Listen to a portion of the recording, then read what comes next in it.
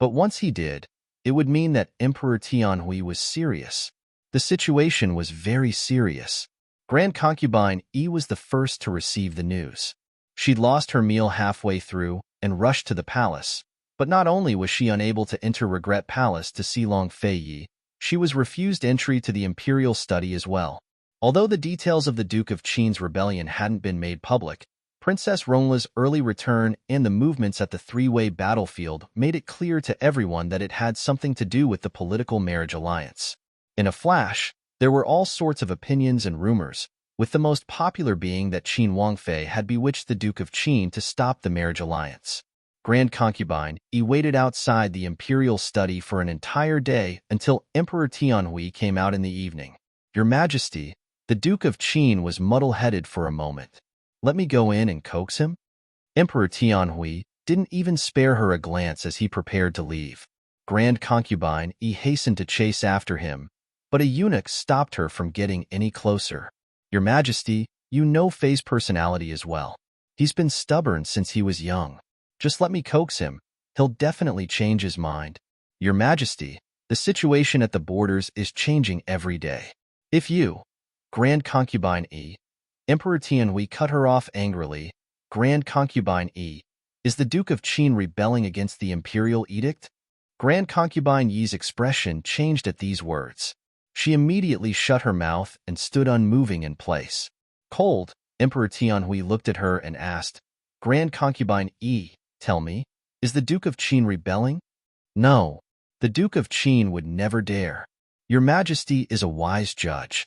Grand Concubine Yi immediately fell to her knees. She'd never kowtowed to anyone since the late emperor's death, but she was very clear in her heart that seniority meant nothing in the face of imperial power. Imperial power was the heavens, the earth, and everything else. Seeing Grand Concubine Yi kneel, Emperor Tianhui gave a cold snort and left with a flourish of his sleeves. It wasn't until the dead of night that Grand Concubine Yi returned to the Duke of Qin's estate dejectedly. Quite a few people had already arrived, either members of the imperial family or high-ranking officials and officials. All of them were waiting for news from Grand Concubine Yi. Naturally, the various factions in the court had different reactions to such a thing. Some people hit a person when they were down, while others watched from the sidelines. Still others ran to rescue them. If this was any other situation, the nobles and officials would have rushed to rescue them if they were imprisoned. But the key point was that the one being imprisoned was the Duke of Qin. In Tianing country, Emperor Tianhui was the one who ranked above the Duke of Qin. Who could help him? Seeing Grand Concubine Yi's expression, the people who wanted to ask questions all quieted down, their brows knitted. They'd come not only to ask about the situation in the palace, but to verify whether the rumors were true. The Duke of Qin only favored Han Yunqi and believed Han Yunqi's slanderous words. That was why he defied the imperial edict and refused the marriage alliance. No one could imagine such a thing. But many of them had heard about the writ of special privileges and were puzzled. Finally, someone couldn't help but ask, "Esteemed imperial concubine, doesn't the Duke of Qin have the writ of special privileges in his hands? If we still can't find a way in a few days, why don't we ask for the late emperor's writ of special privileges?"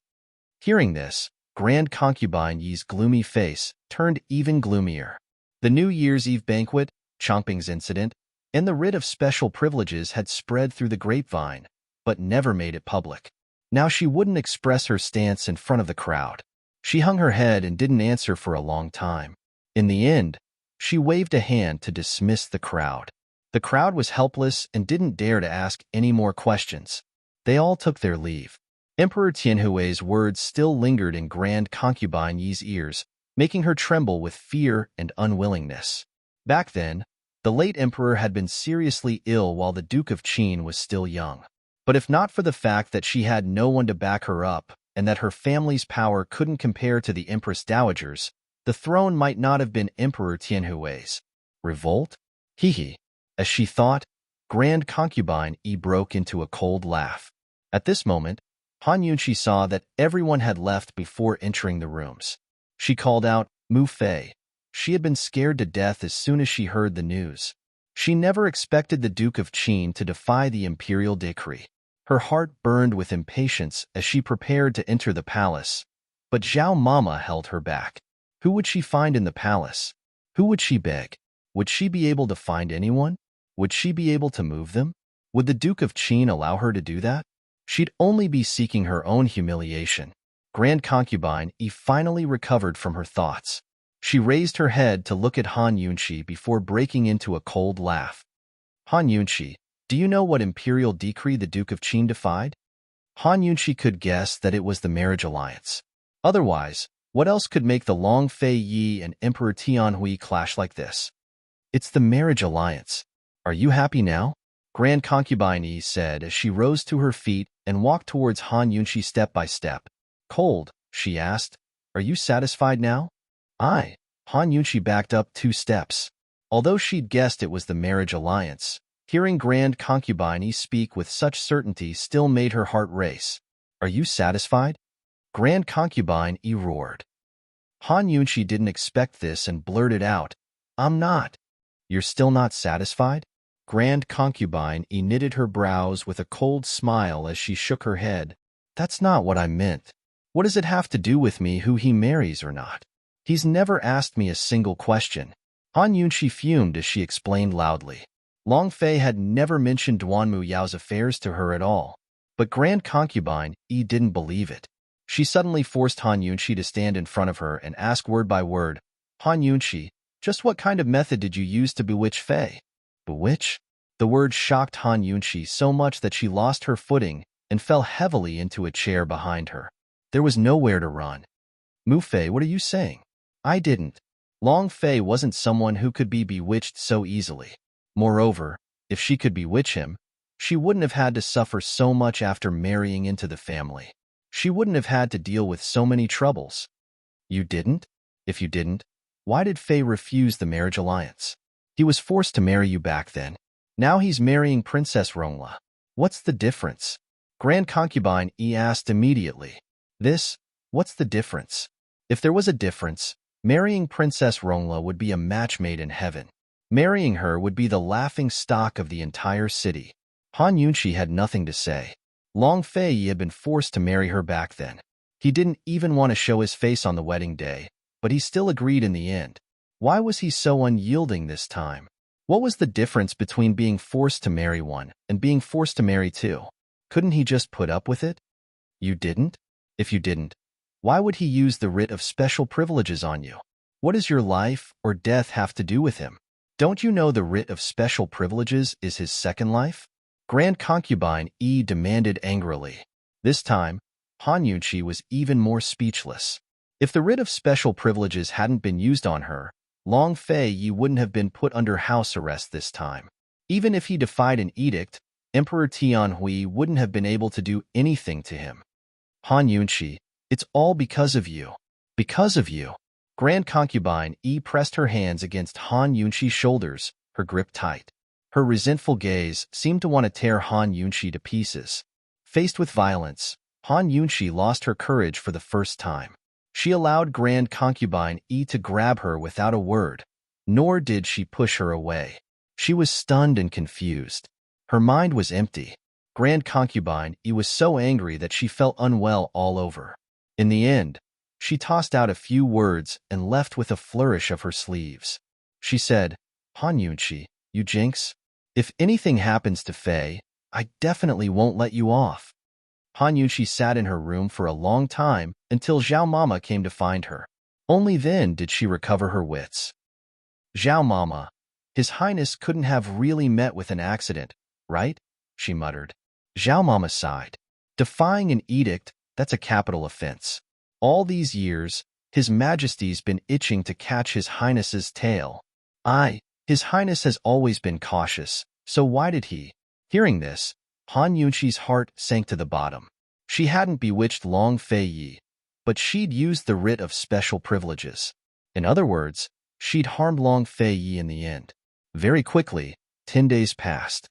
No one could persuade Emperor Tianhui, and there was no news from the Hall of Regrets. All they could do was wait. Grand Concubine Yi didn't enter the palace, either.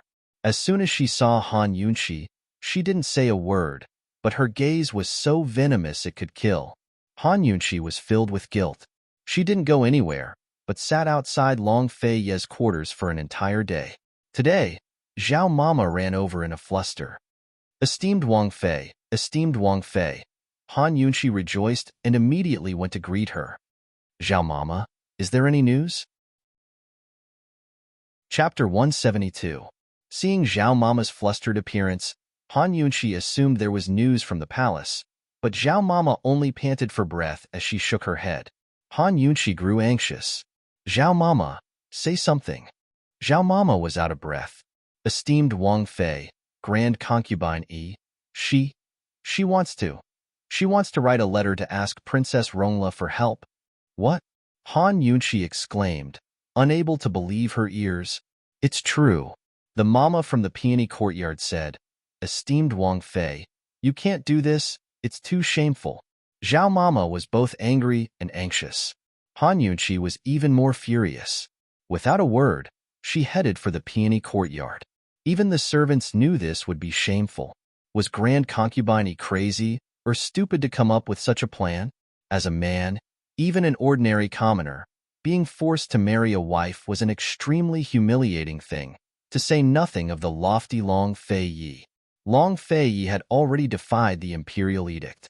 If Grand Concubine Yi told Princess Rongla about this, wouldn't she be asking for humiliation? If Princess Rongla made the news public, then she wouldn't just lose Long Fei Ye's face, but Tianing countries as well.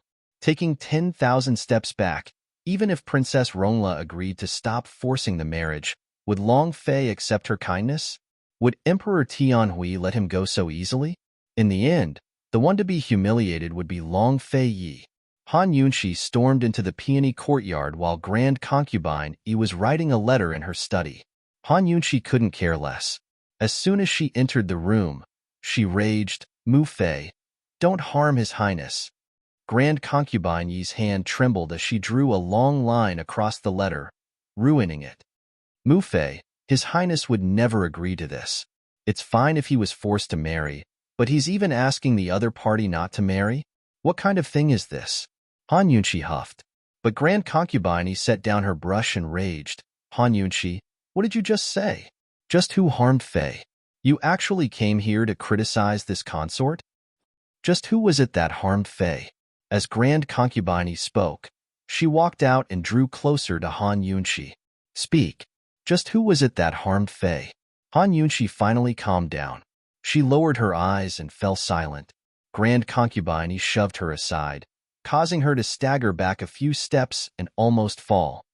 Han Yunqi, it's all because of you. You shameless woman. If you hadn't shamelessly barged in, none of these things would have happened today. Han Yunqi, do you know that His Majesty will lock him up for the rest of his life? His Majesty is worried that he won't have this opportunity. As soon as Grand Concubine Yi finished speaking, she backed away a few steps until she bumped into the table behind her. She supported herself with one hand while the other furrowed her brows in pain. She wasn't an idiot. Of course she knew that writing a letter to Princess Rongla was the stupidest thing to do, but she had no other way out. She couldn't even see the Duke of Qin right now, so she had no idea what was going on.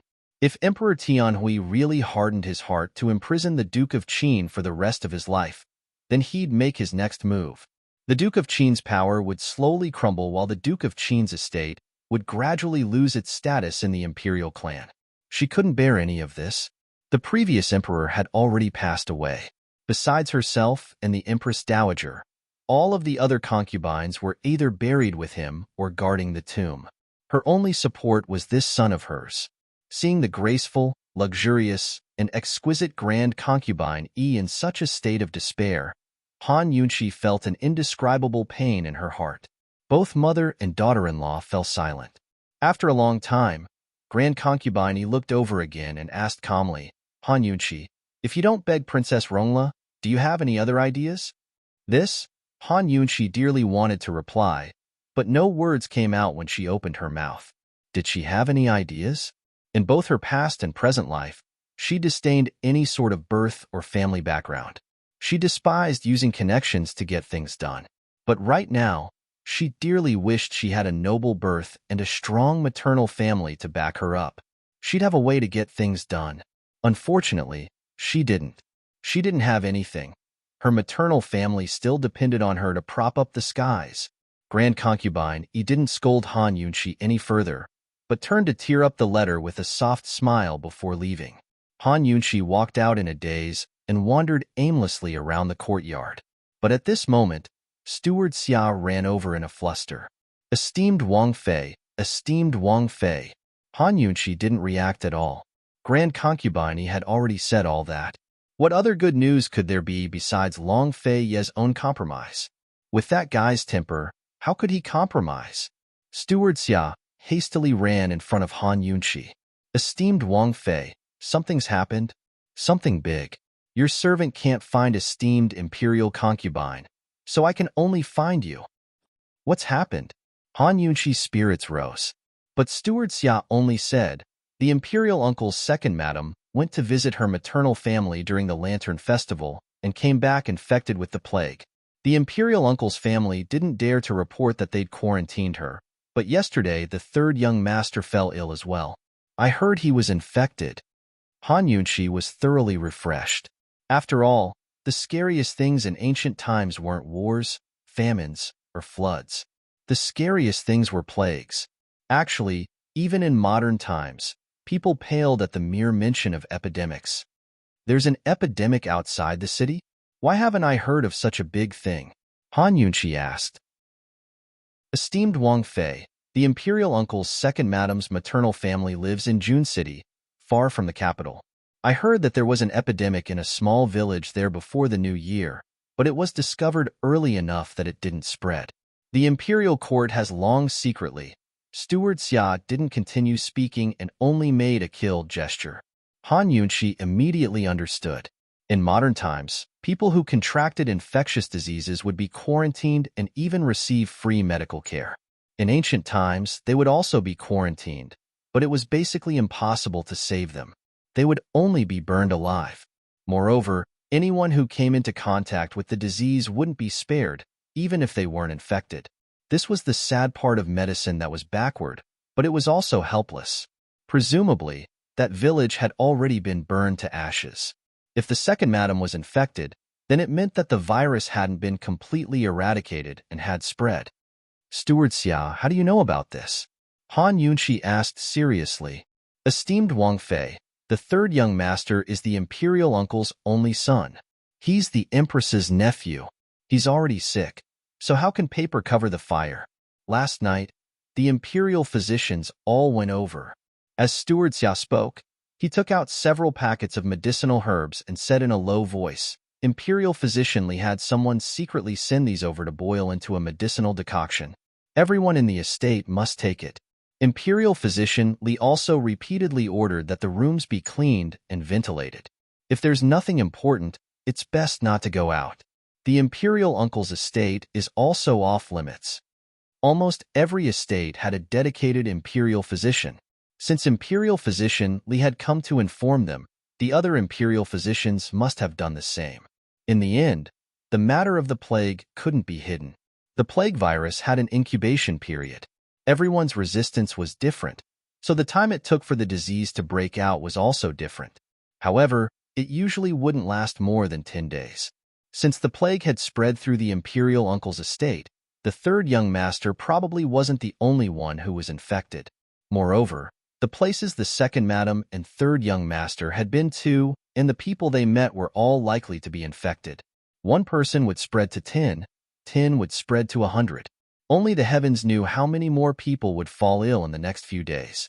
If the plague couldn't be contained, the entire imperial capital would be in danger. The imperial physicians must be frantically busy right now. Do you know what kind of disease it is? Han Yunshi asked seriously. Steward Xia was flustered. Imperial physician Li didn't say, but esteemed Wang Fei, since it's a plague, then it's definitely. We should quickly report this to esteemed imperial concubine so that our estate can prepare for it. Han Yunshi examined the medicinal ingredients imperial physician Li had sent over, but couldn't figure out anything. After all, she wasn't very familiar with such matters. Mu Fei's in the rear courtyard. You should go. Han Yunshi didn't think too much of it. She was still immersed in the matter of Long Fei Yi. To her, that was the most important matter. After some hesitation, she told Steward Xia to secretly send a message to the Han estate before heading deeper into the flower gardens. But things went beyond Han Yunqi's expectations. A few days later, news of the Duke Pingbei's estate, Marquis Pingbei's estate, the Prime Minister's estate, and a few other prominent aristocratic families, even the palace itself, began to spread. There was no way to keep the news under wraps. Even the commoners were showing signs of the plague. By now, the plague had spread throughout the capital city beyond the imperial physician courtyard's control. Even Gu Beiwe had no idea what kind of disease it was. All of Tianning's capital city seemed to be shrouded in a gray haze. Everyone was on tenterhooks, and very few people dared to leave their homes. Because of the plague, the news of the Duke of Qin's house arrest naturally died down. Emperor Tianhui kept a close eye on the three-way battlefield while fretting over the plague in the capital city. Although Long Feiyi still hadn't relented, Emperor Tianhui had no time to worry about him for now. Currently, Emperor Tianhui was deep in thought in his imperial study when eunuch Shui spoke up before he even arrived. "Your Majesty, it's bad. Bad news." Emperor Tianhui glared at the door, only to see eunuch Shui scrambling inside. Before he could lose his temper, eunuch Shui reported, "Your Majesty, a court lady in the Empress Dowager's palace fell ill and died." "What?"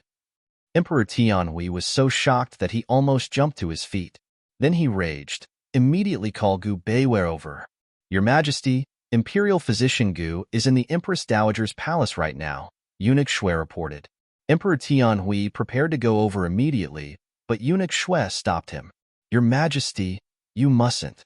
Imperial Physician Gu is personally burning medicine for the Peace and Wellness Palace to expel the evil spirits. That place isn't clean anymore." If a sick person appeared in a place, it meant that the place was dangerous. But Emperor Tianhui had to pay a visit to his imperial mother's safety. He hurried to the Peace and Wellness Palace while asking, everything was fine. So how did she get sick? After all of the sick people in the palace had dealings with the imperial uncle's estate in the past. They'd long been quarantined. After some hesitation, eunuch Shui said, "Your Majesty, the Empress Dowager secretly went to the imperial uncle's estate a few days ago and brought a court lady with her. That's the one who got sick." The imperial uncle's estate was the Empress Dowager's maternal family as well as the Empress Dowager's. The Empress was the Empress Dowager's niece, so the third young master of the imperial uncle's estate had to call her aunt and esteemed Empress Dowager grandaunt. Although she knew the imperial uncle's estate was the last place she should go, the Empress Dowager couldn't bear to see her only son on the verge of death. Hearing this, Emperor Tianhui's temper rose to the skies. He lashed out at eunuch Shui. "Nonsense. This is utter nonsense." By the time Emperor Tianhui arrived at the Peace and Wellness Palace, Gu Beiwe seemed to be discussing something with the Empress Dowager. As soon as the emperor entered, Gu Beiwe stopped talking, while the Empress Dowager knitted her brows with a troubled expression. Chapter 173. Emperor Tianhui's stomach was full of anger, but he couldn't vent it on the Empress Dowager. Instead, he vented it all on Gu Beiwe. "Gu Beiwe, it's already been days. The Imperial Physician Courtyard still doesn't know what this disease is. What else can Zhen count on you to do? Do you not want to be the head Imperial Physician anymore? At most, Zhen will give you 3 more days. If you can't control the epidemic by then, don't blame Zhen for being merciless. There was no way to treat most epidemics, but they could at least control the scope of the outbreak. Still, they didn't even know what kind of disease it was, which meant there was no way to prevent or control it. Under these circumstances, they could only resort to inhumane methods to prevent the epidemic from spreading to even more people. That was to isolate and burn all the infected. Of course, the authorities could do the same for the commoners, but it wasn't easy to treat the nobles of the capital equally. For example, the third young master of the imperial uncle's estate was on his last breath. Even now, a few imperial physicians were still trying to save his life. Everyone was equal in the face of human life. Was there any difference between nobles and generals? Unfortunately, this was the cruel reality. Gu Beiwe had been frowning all this time. Doctors were benevolent, but they often had to make cruel choices. Gu Beiwe had long tried to persuade him that there was no way to treat the disease. The only way was to control it. If they wanted to control it, they had to control everything. Not just the commoners, but the imperial family and nobles as well. They had to burn them all. But Emperor Tianhui refused without a second thought. Which member of the imperial family would be willing to accept such an arrangement? How many of them would rebel with a single order? Leaving aside the others, even the Empress Dowager herself wouldn't agree to the imperial uncle's third young master. But this time, Gu Beiwe didn't try to persuade him. He glanced at the Empress Dowager before saying, "Your Majesty, perhaps this official and the imperial physician courtyard really aren't up to the task. This official may be so bold as to recommend someone to you. Could it be that someone can cure it? Who is it?" Emperor Tianhui grew alarmed.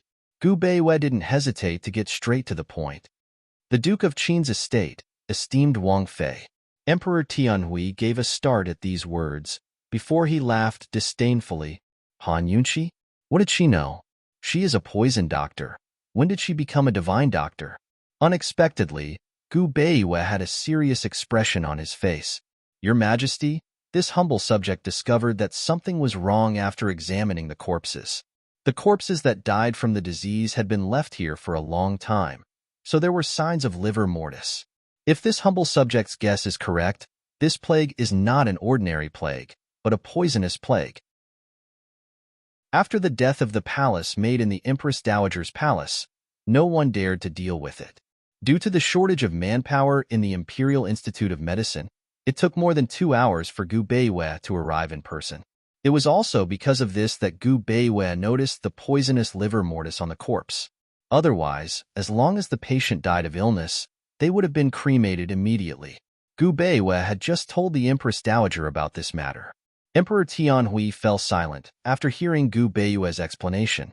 Of course, Gu Beiwe knew that Emperor Tianhui dreaded Han Yunqi, but he feigned ignorance and said, based on this humble subject's experience, there's an 80 to 90% chance that this is a poisonous plague.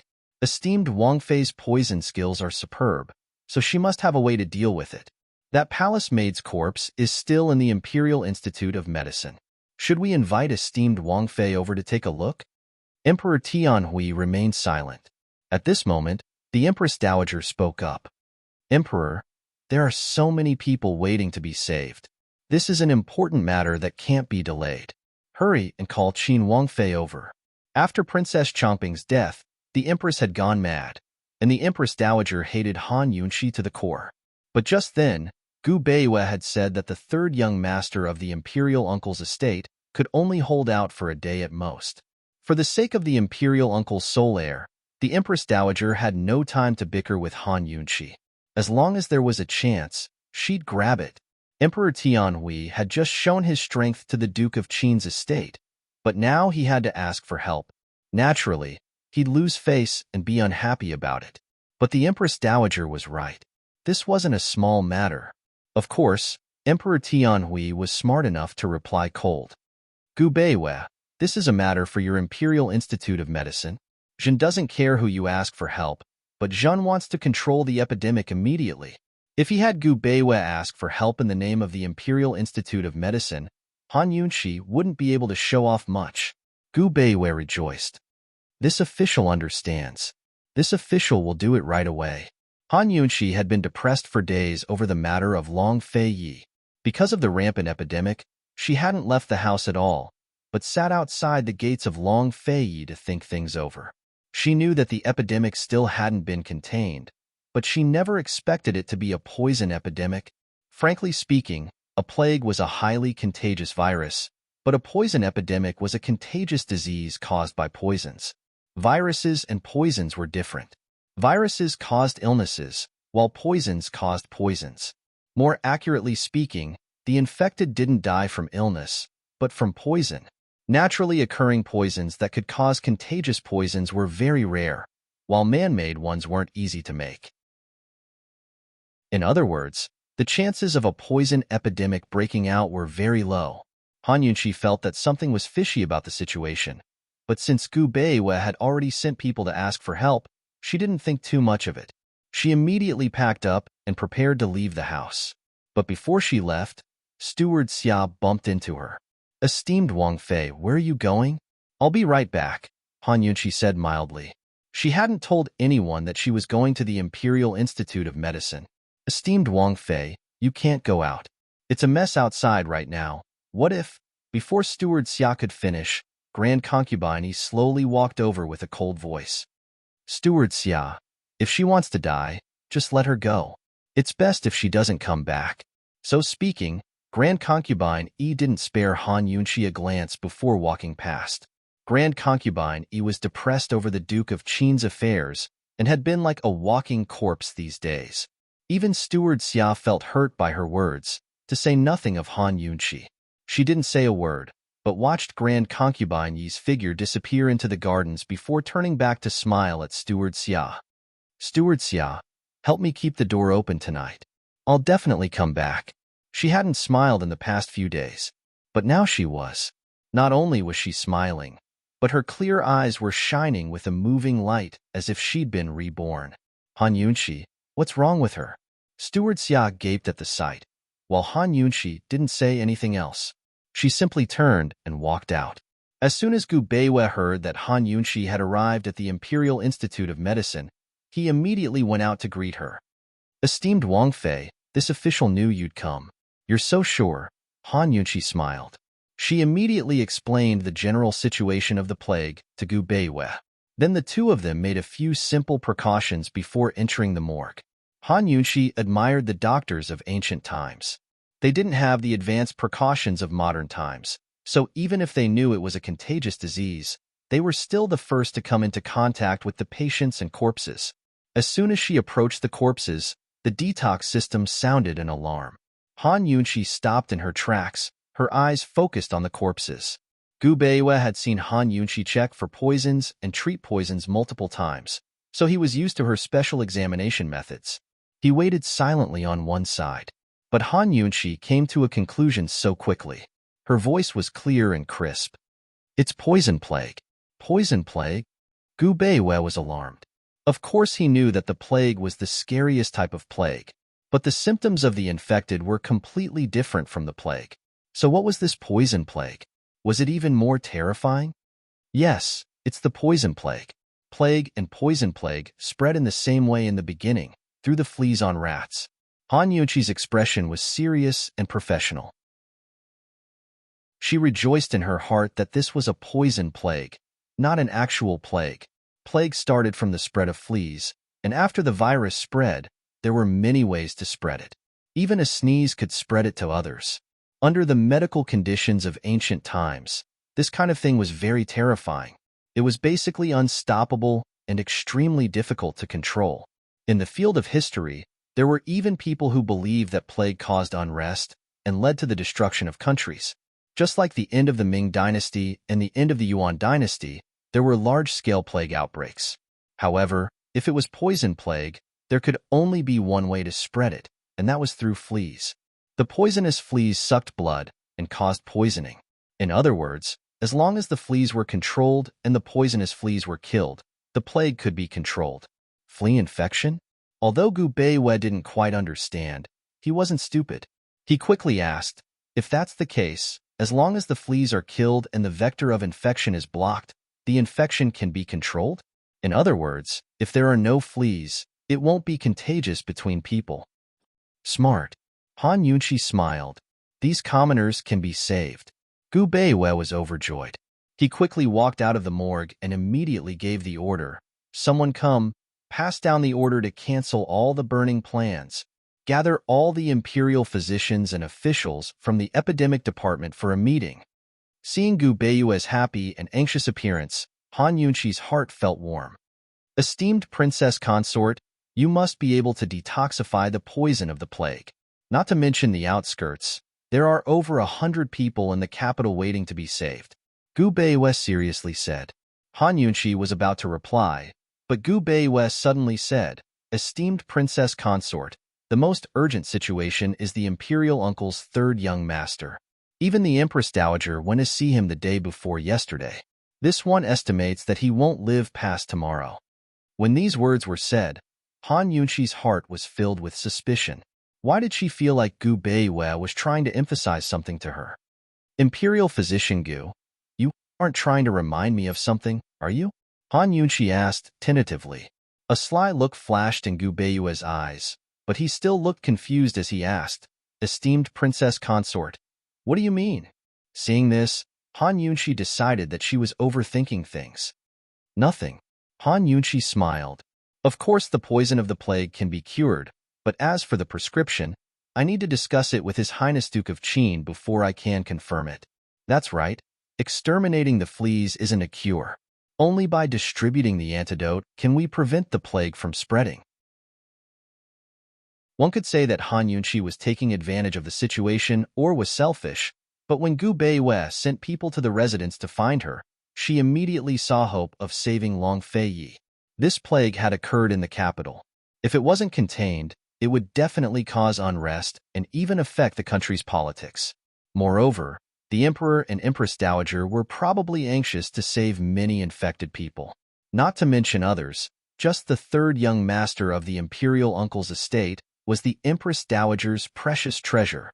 The smile in Gu Beiwei's eyes deepened. Unfortunately, Han Yunqi didn't notice. Esteemed Princess Consort, could it be that His Highness only just found out the prescription for the poison of the plague? Gu Beiwei asked. It's a secret. Han Yunqi was delighted. Imperial Physician Gu, bring my words to His Majesty. He'll understand. Long Feiyi, you used the late Emperor's decree to save me. Then, today, I, Han Yunqi, will threaten the current Emperor for your sake. Han Yunqi finished speaking and sat down on the side. She was going to wait here. Chapter 174. Slap. A loud crash rang through the empty imperial study. This wasn't the first time Emperor Tianhui had smashed a booklet today, but it was the loudest he'd done so far. Gu Beiwei stood on one side with his head bowed. He'd already delivered Han Yunqi's words to the Emperor. The Empress Dowager sat on one side, unable to restrain her anger. What a Han Yunqi! What does she mean by this? Gu Beiwei, doesn't your imperial physician courtyard have any poison doctors who know how to treat poisons? Emperor Tianhui demanded. Naturally, the imperial physician courtyard had its own poison doctors, but he guessed they'd never even heard of poison plague. Your Majesty, if they knew how to treat poisons, they would have recognized it long ago, Gu Beiwei replied honestly. Emperor Tianhui's breathing grew ragged. He stood up with his hands behind his back and paced back and forth impatiently. Han Yunqi's words sounded nice when she said the antidote needed to be discussed with the Duke of Qin. But in truth, she was threatening him. How could he allow a little girl to threaten him? Moreover, he'd finally found a flaw in the Duke of Qin's body to trap him. How could he give up so easily? No, he couldn't do it. Someone put up a notice to recruit poison doctors. If anyone can treat poisons, the position of head of the Imperial Physician Courtyard will be his. Emperor Tianhui was mad with rage. Gu Beiwei, the current head of the Imperial Physician Courtyard, had a calm expression on his face. He didn't speak, but soon enough, Eunuch Shui entered the room. Your Majesty, esteemed Empress Dowager, the Imperial Uncle's estate sent news that third young master has fainted. Hearing this, the Empress Dowager sprang to her feet. What? He just spat out a mouthful of black blood and fainted. All of the imperial physicians are at a loss. They said, they're preparing for his funeral. Eunuch Shui braced himself to continue. The Empress Dowager only felt her vision darken. She gripped the armrests of her chair to steady herself, while Emperor Tianhui had long stopped pacing to look over. Abruptly, the Empress Dowager cried, Your Majesty, we can't wait. We can't. Whatever Han Yunqi wants to do, just let her do. Hurry and let her take a look. The Bai clan's only a single heir. Emperor Tianhui's eyebrows furrowed as he hesitated. Emperor, are you going to watch the Bai family have no descendants? The Empress Dowager said angrily. Emperor Tianhui was very reluctant, but there was nothing he could do when faced with the plague and death. Coldly, he said, Gu Beiwei, go tell Han Yunqi that Zhan will let her see the Duke of Qin if she saves third young master's life. When she heard the good news, Han Yunqi leapt out of her seat in high spirits. Heaven never bars one's way.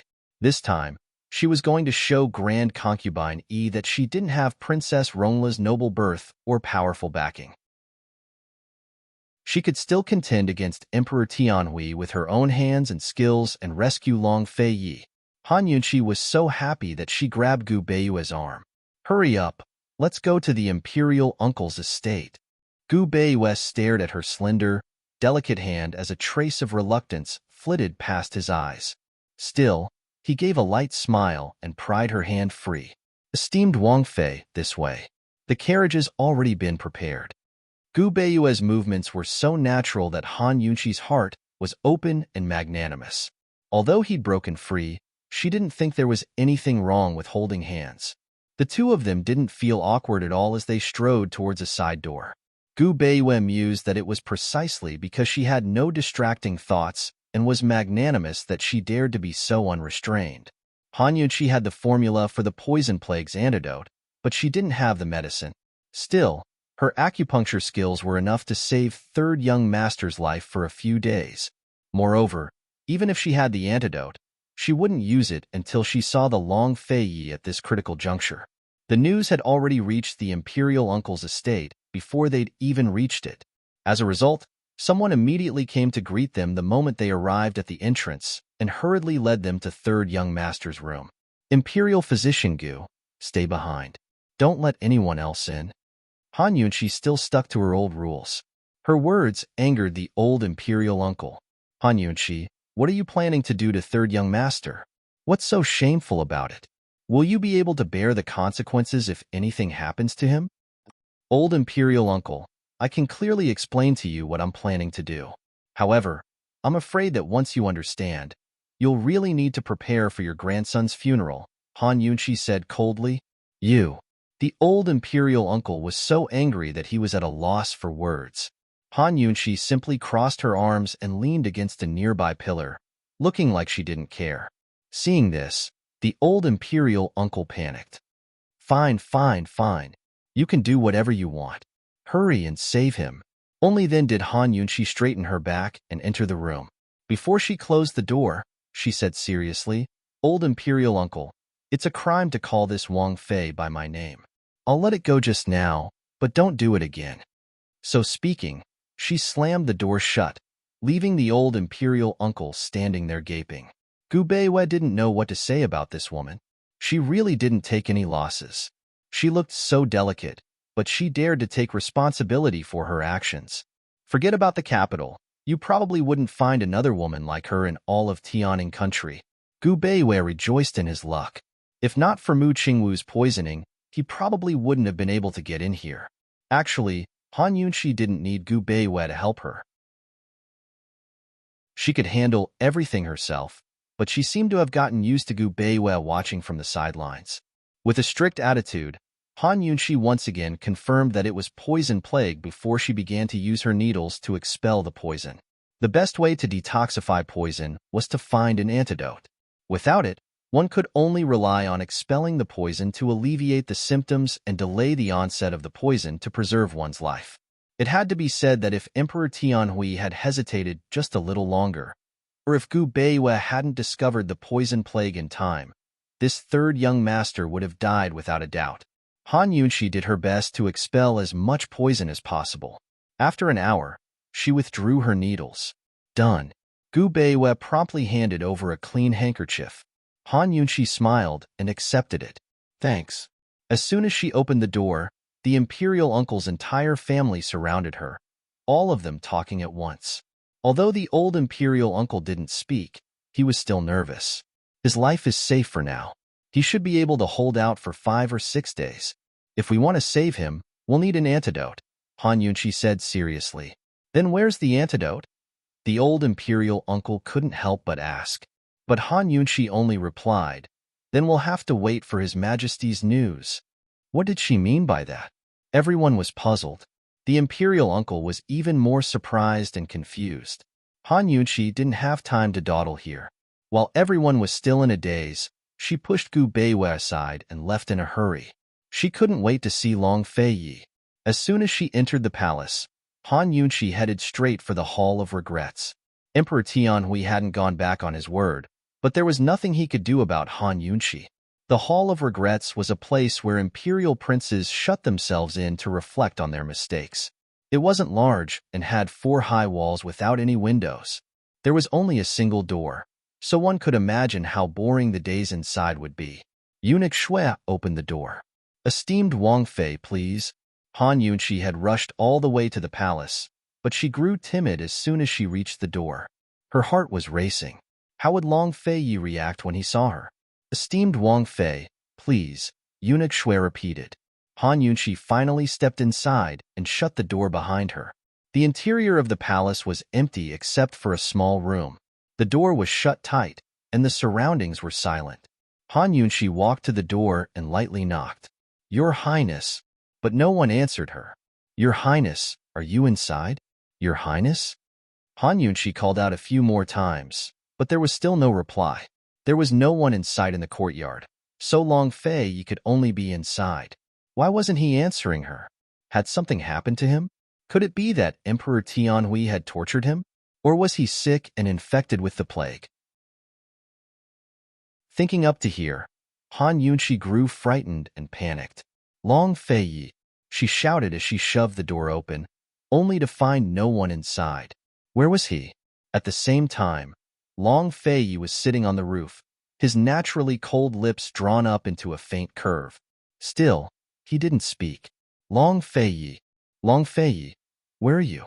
Are you here?" Han Yunshi walked out of the room, her heart burning with anxiety as she shouted. The more she thought about it, the more she felt that something was off. She almost lost all confidence in herself. Had Emperor Tianhui tricked her? Long Fei couldn't have long. After all, Emperor Tianhui had the right to sentence him to death for the crime of defying an imperial decree. Thinking up to here, Han Yunshi hastened towards the door. But it was at this moment that Long Fei finally spoke up. "Han Yunshi, who allowed you to call your lordship by name?" Hearing this, Han Yunshi halted her steps and turned to look at the roof, only to see Long Fei sitting high up in the air. Noble, domineering, mysterious, grave, and dignified, he looked like a god high up in the clouds. His deep eyes were currently staring at her. Han Yunshi gave a start before she burst into laughter. Stupidly, she blurted out, "Long Fei, you're all right? You scared me to death." This guy, he's actually sitting on the roof. So many people outside are worried about him, but he's so relaxed. "What were you afraid of?" Long Fei arched a brow as he asked. What was she afraid of? Just then, was she really afraid? Han Yunshi raised her head to look at Long Fei. After a long time, she pursed her lips and teased, "I was afraid that if anything happened to you, I'd have to be buried with you." At these words, Long Fei's smile vanished. He landed on the ground and asked cold, "How did you get in?" It had been so many days, but Mu Fei hadn't come. Presumably, the emperor had issued strict orders. He never expected this woman to get in, which really surprised him. But what surprised him even more was Han Yunshi's reply. "I'm here to save you." Long Fei grew curious. Han Yunshi immediately told him about the poison plague. She was so enraptured and full of spirit that she didn't even notice that Long Fei had been staring at her the entire time. Actually, he didn't need her to save him. Emperor Tianhui hadn't thrown him straight into the prisons, but confined him to the palace instead. This was enough to prove that the emperor had left him a way out and had some misgivings. He was the youngest of all the imperial princes and the weakest of them all. Naturally, he had his own skills to be able to survive such a fierce struggle for the throne. Emperor Tianhui couldn't touch him in the past, but now it was even harder. "Why did you save your lordship?" Long Fei asked again, his amused gaze boring into Han Yunshi's eyes. His gaze was so domineering that it seemed capable of piercing straight into her heart. Han Yunshi immediately avoided it, her heart pounding in her chest. Unexpectedly, Long Fei suddenly drew closer, his powerful aura enveloping Han Yunshi in an oppressive manner. "Because she didn't want to be buried with me?" Long Fei thought. "If this woman dares to say that again, I'll definitely make her regret it." Chapter 175. Why did she save him? Actually, the reason was very clear. But why did Han Yunqi hesitate in the face of Long Fei Ye's forceful interrogation and domineering gaze? What was she hesitating about? Did she have any other answer? Why? Long Fei Ye pressed closer and closer. Han Yunqi blurted out anxiously, "Because you used the pardon order to save me. Now that I'm saving you once, we'll be clear." Unexpectedly, Long Fei Yi said coldly, "Who wants to be clear with you?" Han Yunqi was stunned. She stared at Long Fei Yi with wide eyes. This guy, what did he mean? This time, it was Long Fei Yi who avoided her gaze. He immediately pushed her away, coughed lightly, and said coldly, "Han Yunqi, this prince's pardon order isn't that easy to return. You still owe this prince." Stingy guy. Han Yunqi pursed her lips. She couldn't be bothered to be so calculative with him. Since he was done with his questions, it was her turn to ask, "Are you under house arrest because you disobeyed the imperial decree and refused to marry Princess Rongla?" Han Yunqi felt like an idiot when she asked the question. It was an obvious question, but she still asked it anyway. Yes. Long Fei Yi was very straightforward. Why? Han Yunqi hurriedly asked again. All right, asking this question also made her feel very stupid, but she still asked it. However, this time, Long Fei Yi was not straightforward. He asked back, "Does this matter have anything to do with you?" For a moment, Han Yunqi was speechless. Actually, this was what she really wanted to ask, but she didn't expect this guy to use it to ask her. Did rejecting Princess Rongla have anything to do with her? Otherwise, if he was forced to marry one, marrying two was also the same. Why was he so stubborn to make such a big deal out of it? All right, she admitted that when she saw Long Fei Ye's cold face and cold eyes, she couldn't ask. What if she angered this guy? In fact, being forced to marry one woman was already very sullen. There was no need to sullen a second time, right? Han Yunqi thought so and felt much better. It's okay. I was just asking. Long Fei Yi narrowed his eyes and asked coldly, "Do you have any other questions?" No. Han Yunqi didn't look up and missed the displeasure in his eyes. Long Fei Yi did not speak again. Han Yunqi lowered her head. The two of them were always like this. As they talked, they suddenly fell into silence. Of course, Han Yunqi quickly looked up and said, "The prescription for the antidote is in my hands. I'll go find His Majesty right now. Even if he doesn't want to, he'll have to release them." Actually, Long Fei Yi had never liked or cared for women's help, but when he saw Han Yunqi so confident, he couldn't help but nod his head. I'll wait for you."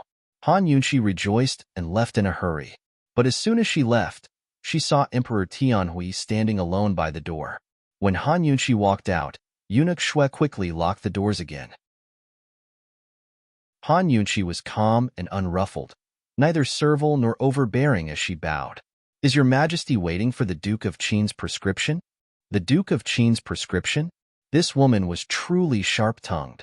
Emperor Tianhui didn't hide his anger, but it was written all over his face. Coldly, he asked, "Where's the prescription?" Han Yunqi replied unhurriedly, "The prescription is in the Duke of Qin's hands. He said that only he could find the ingredients on it." Emperor Tianhui's hands had long clenched into fists in his wide sleeves. Hearing these words, he couldn't bear it anymore. It was bad enough that this woman threatened him, but she even used Long Fei Ye's name to threaten him. She really knows how to fight for Long Fei Ye's face. But Han Yunqi took things one step further. "I'll have to ask your Majesty and His Highness Duke of Qin to discuss the prescription. If there's a need, Yunqi will do her best to help you find the ingredients." Wasn't this the same as asking him to go beg Long Fei Yi to come out? Emperor Tianhui was so angry that he almost spat up blood. Killing intent shot out from his eyes. If possible, he'd kill Han Yunqi by 1,000 cuts right now. At the same time, Long Fei Yi was in the courtyard and heard every word clearly. He seemed very satisfied, his lips curled up in a smile the entire time. There was no way Emperor Tianhui would enter the Hall of Regrets, much less discuss the poison plague prescription with Long Fei Yi. With Long Fei Yi's personality, he'd definitely find a chance to strike back and make it impossible for him to back down. Emperor Tianhui glared at Han Yunqi for a long time before speaking cold voice to Eunuch Shui. When the Duke of Qin has had enough remorse, have him come out. So speaking, he flicked his sleeves and left without a backward glance. Eunuch Shui stared at Emperor Tianhui's retreating form in disbelief, unable to recover his senses. Eunuch Shui, why aren't you opening the door yet? Han Yunshi reminded him with a smile, in a very good mood. Eunuch Shui glanced at Han Yunshi and couldn't help but sigh with emotion. Women really are a source of calamity. The relationship between the Emperor and His Highness Duke of Qin had been growing more and more tense in the past few years. If this woman interfered, heaven knows what would happen in the future. Han Yunshi was very clear in her heart as well.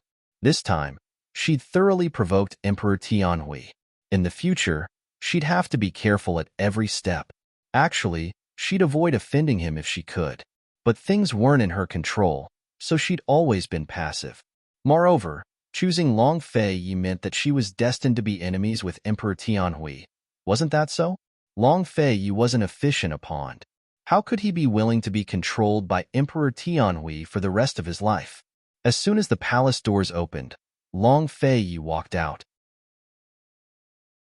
Han Yunshi immediately smiled at him, but Long Fei ignored her and strode forward. This guy. Han Yunshi bit her lip as she glared hatefully at his retreating form. She'd already offended Emperor Tianhui to death. Couldn't he at least give her a smile? But it was at this moment that Long Fei turned around, his tone impatient. Han Yunshi, you're still not leaving? Going where? Han Yunshi replied unhappily. Going home? Long Fei replied before leaving without a backward glance. Going home. What a heartwarming word. Did it really come out of that giant ice cube's mouth? Leaving aside Han Yunshi, even Eunuch Shui was left gaping. Only then did he realize that His Highness Duke of Qin and Qin Wangfei were one family. Han Yunshi couldn't help but secretly curve her lips as she eagerly followed after him. By the time they reached the Duke of Qin's estate, it was already late at night. Grand Concubine had long gone to bed, so the large estate was quiet save for a few lanterns. Fortunately, Steward Xia was very obedient and left the door open for Han Yunshi to wait for her personally. As soon as he saw Han Yunshi, Steward Xia was pleasantly surprised. Esteemed Wang Fei, you've finally come back. But before he could finish, he froze as he saw a familiar figure appear behind esteemed Wang Fei. It was none other than His Highness Duke of Qin. Steward Xia gaped, too shocked to speak. Wasn't His Highness Duke of Qin under house arrest in the palace? How could Long Fei walked past them and headed for the hibiscus courtyard? Han Yunshi chuckled at Steward Xia before giving her thanks and chasing after Long Fei. Your Highness, wait. Your Highness, wait. Unfortunately, Long Fei was too lazy to pay attention. Instead of stopping, he walked faster and faster. After being imprisoned for so many days, he hadn't been able to see anyone. There were many reports he couldn't receive or send out, so he had to deal with the matters at hand immediately. Long Fei. Han Yunshi panicked and rushed forward to grab his arm. Long Fei finally stopped, his cold eyes looking down at her fiercely. Let go. Han Yunshi felt as if she'd been electrocuted and let go. Come with me for a bit, just for a bit. Something very important? Long Fei asked. Not really, Aya. You'll know when you come. Han Yunshi didn't know how to explain. I don't have time. What important matter could she have? Even if she wanted to find medicine, she didn't need to leave immediately. He couldn't delay the matters at hand any longer. Seeing that he was about to leave, Han Yunshi threw caution to the wind and grabbed his hand again. It's something very important. With that, she dragged him away. Long Fei frowned, looking displeased. This woman was getting bolder and bolder. Just as he was about to push her hand away, he saw her little hand holding his tightly. Long Fei hesitated for a moment, interest flashing in his eyes.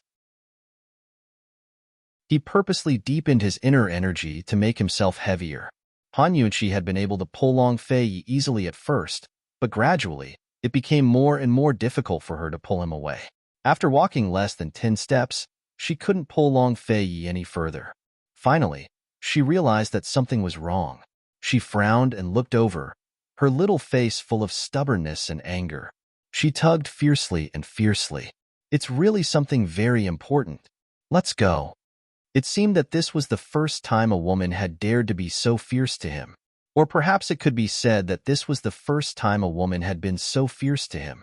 He wanted to be angry, but he only said coldly, "Then let go." Han Yunxi immediately released him. Although she'd let go of his arm, Long Fei Yi felt as if she'd let go of his heart as well, leaving him feeling empty and empty. He didn't like this unfamiliar feeling. "Lead the way," he said coldly, urging her on instead. Han Yunxi turned to leave, leading Long Fei Yi all the way to Grand Concubine Yi's peony courtyard. Grand Concubine Yi had long fallen asleep, while Gua Mama, who was on night watch, was curled up by the door, dozing off. Han Yunxi ignored Gua Mama and went to knock on the door herself.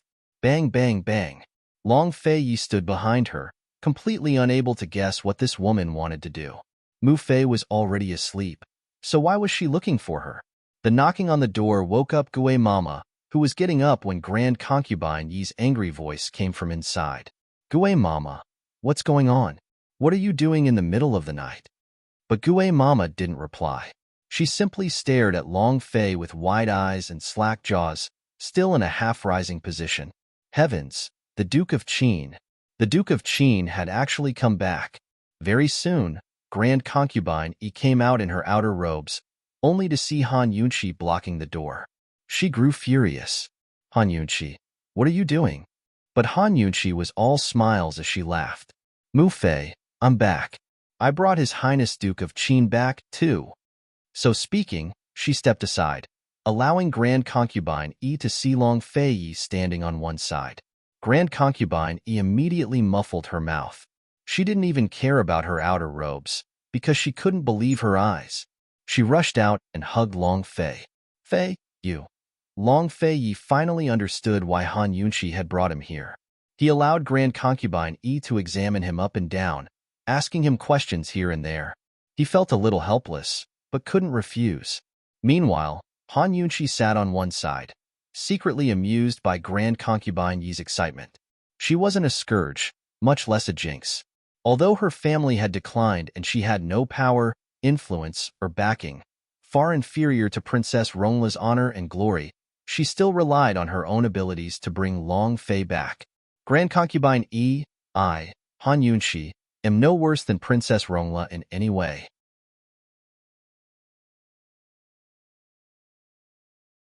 Chapter 176. Just as Long Fei Yi's patience was about to run out, Grand Concubine Yi finally finished her examination and questioning. Now she knew how Long Fei Yi had left the Hall of Regrets. Han Yunxi looked at Long Fei Yi's cold expression and found it hard to understand. Why was this guy so cold to his own mother? Still, Grand Concubine Yi was used to it. Han Yunxi didn't think much of it. When she saw Grand Concubine Yi walk over, she withdrew her smile and put on a calm and composed face. Grand Concubine Yi looked at her as if she wanted to speak, but stopped herself. After a long time, she said, "It's very late. Go rest with His Highness." Actually, Han Yunxi wasn't here to claim credit, but to prove that she wasn't a jinx. She didn't say much, but nodded and left with Long Fei Yi. But by the time they reached the gates of the courtyard, Grand Concubine Yi said, "Fei, if you don't like Princess Rongla, Mu Fei won't make things difficult for you." Rather than saying these words for Long Fei Yi, it was better to say they were for Han Yunxi. Without a doubt, this was the best reply to Han Yunxi, as well as her greatest affirmation. Long Fei Yi knew that Han Yunxi must have dragged him here because Mu Fei had made things difficult for her in the past. Judging from her words, it probably involved Princess Rongla as well. Long Fei Yi's eyes flashed with surprise, but he didn't reply. He kept walking, but Han Yunxi suddenly felt a weight lifted from her shoulders. She thought that no matter how sincere Grand Concubine Yi was, those words were enough. Han Yunxi didn't look back, but stood there for a while before catching up to Long Fei Yi. Under the moonlight, the two of them seemed to slow down their steps on purpose as they walked in silence. Returning to the hibiscus courtyard, they walked to the fork in the garden. One of them had to turn left, the other turned right. However, this time, Long Fei Yi did not leave immediately. Instead, he stopped and asked, "Han Yunxi, do you know the consequences of angering the emperor?" Of course, she had considered the consequences, but she had no choice. If anything happened to Long Fei, she would be the next one to suffer. She answered timidly, "You were the one who made him angry first." Long Fei didn't expect Han Yunqi to answer like this. He suddenly chuckled. "Go to the Imperial Academy of Medicine tomorrow. The plague can't be delayed." After saying that, he left, leaving Han Yunqi standing there in a daze, her heart beating faster. Did she hear wrongly? This guy actually smiled. It wasn't a sneer, nor was it a sneer. It was a faint, gentle smile. His voice was cold and deep. She didn't expect it to be so pleasant to hear when he laughed. It had a kind of attractive charm and seemed to be quite gentle. Gentle? Han Yunqi couldn't believe it herself at the thought. How could such a cold person have a gentle side? Looking at Long Fei's tall, solitary figure, Han Yunqi suddenly wanted to chase after him and see if he was really smiling. Early next morning, Emperor Tianhui sent eunuch Shui with orders for Long Fei and Han Yunqi to hand over the antidote to the plague within 3 days. They had to hand over the antidote, not the prescription. Yesterday, Han Yunqi had told Emperor Tianhui at the Hall of Regrets that there was one ingredient in the prescription that required Long Fei to find. Long Fei assumed that Han Yunqi had said those words on purpose, but it turned out to be true. She really was missing one ingredient. It's called violet mugwort. It's very rare and records say that it takes 30 years to sprout and 30 years to grow leaves. It's also very small, about the size of a palm, but one can make countless portions of the antidote. As Han Yunqi handed over the antidote prescription, she was embarrassed to explain. Long Fei wasn't familiar with medicinal plants at all, but even an idiot would know how rare violet mugwort was from those 30 years. He didn't look at the prescription, but arched an eyebrow at Han Yunqi. "You're so sure that your lordship can find it within 3 days?" he asked with interest. Heaven knows if Emperor Tianhui would vomit blood and die if he knew the truth. Han Yunqi jabbed her fingers together, embarrassed. But she had no choice. Even if she handed over the prescription, Emperor Tianhui would still ask for the ingredients. After all, the third young master of the imperial uncle's estate hadn't been completely saved. She'd been able to threaten Emperor Tianhui this time not because of her prescription, but because she could cure the plague and save lives.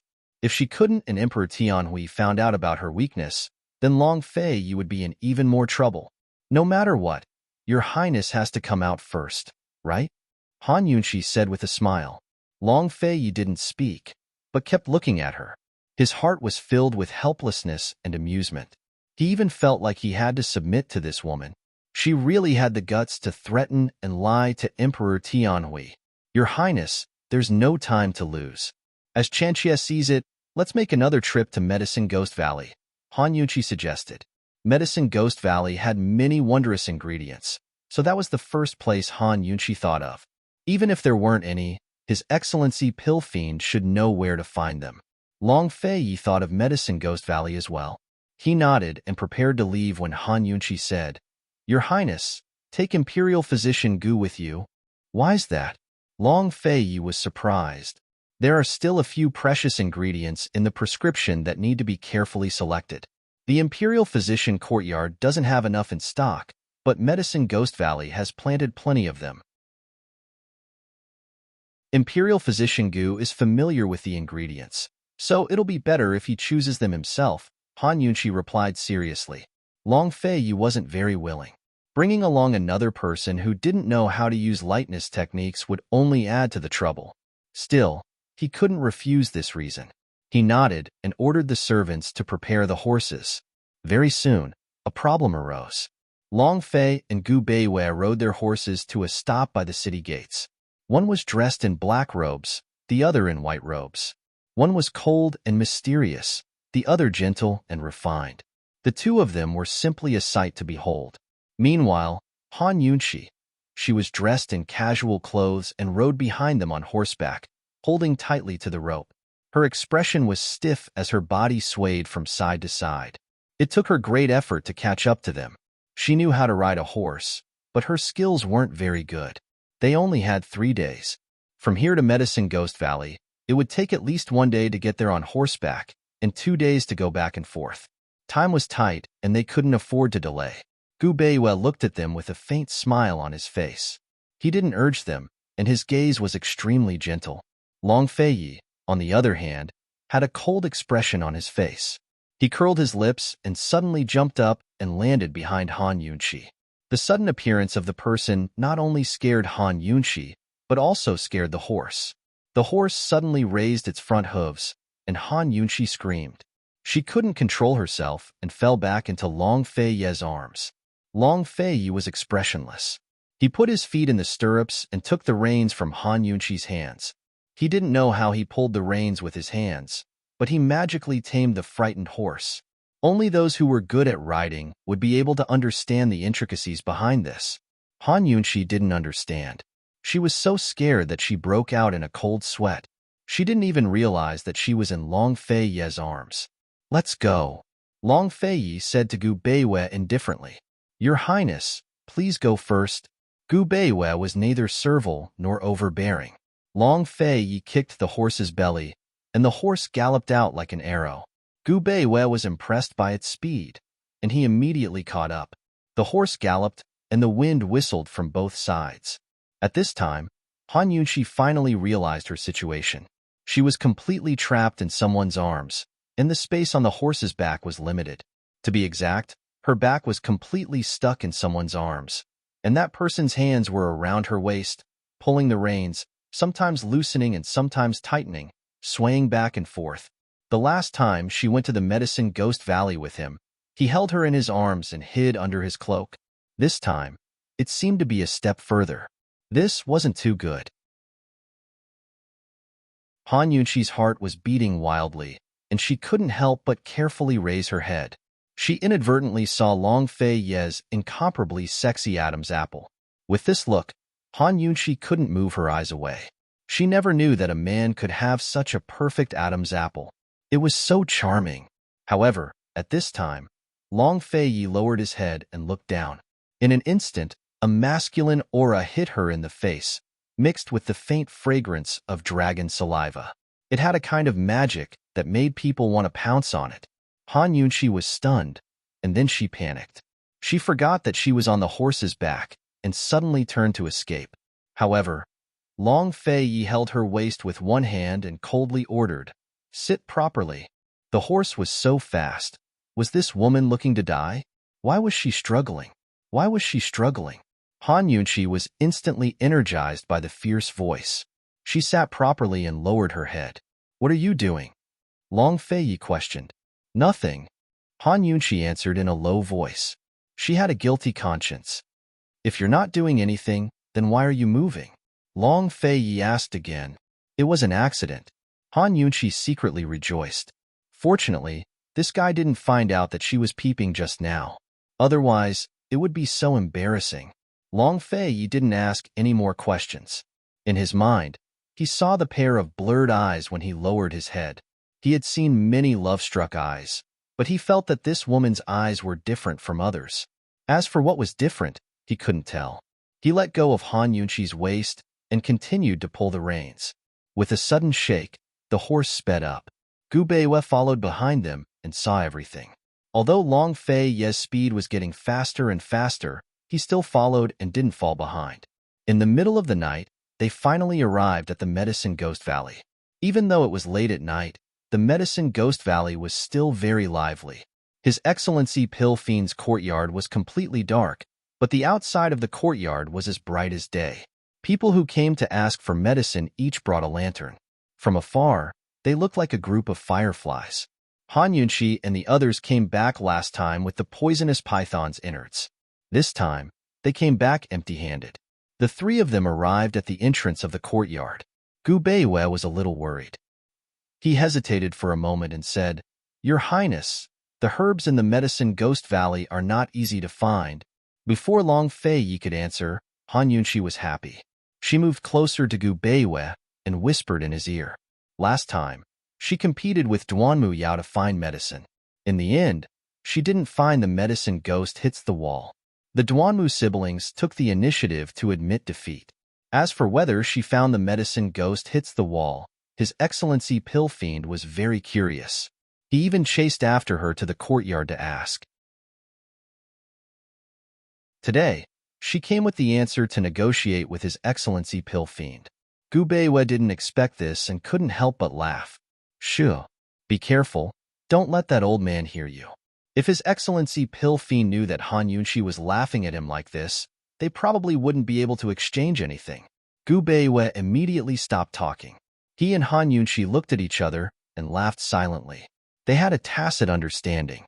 Long Fei Yi looked at them from the side. After a long time, he looked away and knocked on the door. Bang, bang, bang. He used a lot of strength. After knocking for a while, no one answered. Long Fei Yi looked down and used more strength. Bang, bang, bang. It attracted the attention of everyone in the courtyard. Finally, the old steward's angry voice could be heard. Who is it? Who dares to knock on the door in the middle of the night? When the door opened, the old steward was about to flip out. However, when he saw the familiar faces of Long Fei Yi and Han Yunxi, he was immediately scared into silence. It's them again. Last time, after these two left, His Excellency Pill Fiend didn't eat or drink for 3 days because of the medicine ghost hits the wall. After that, he went on a trip and still hadn't returned.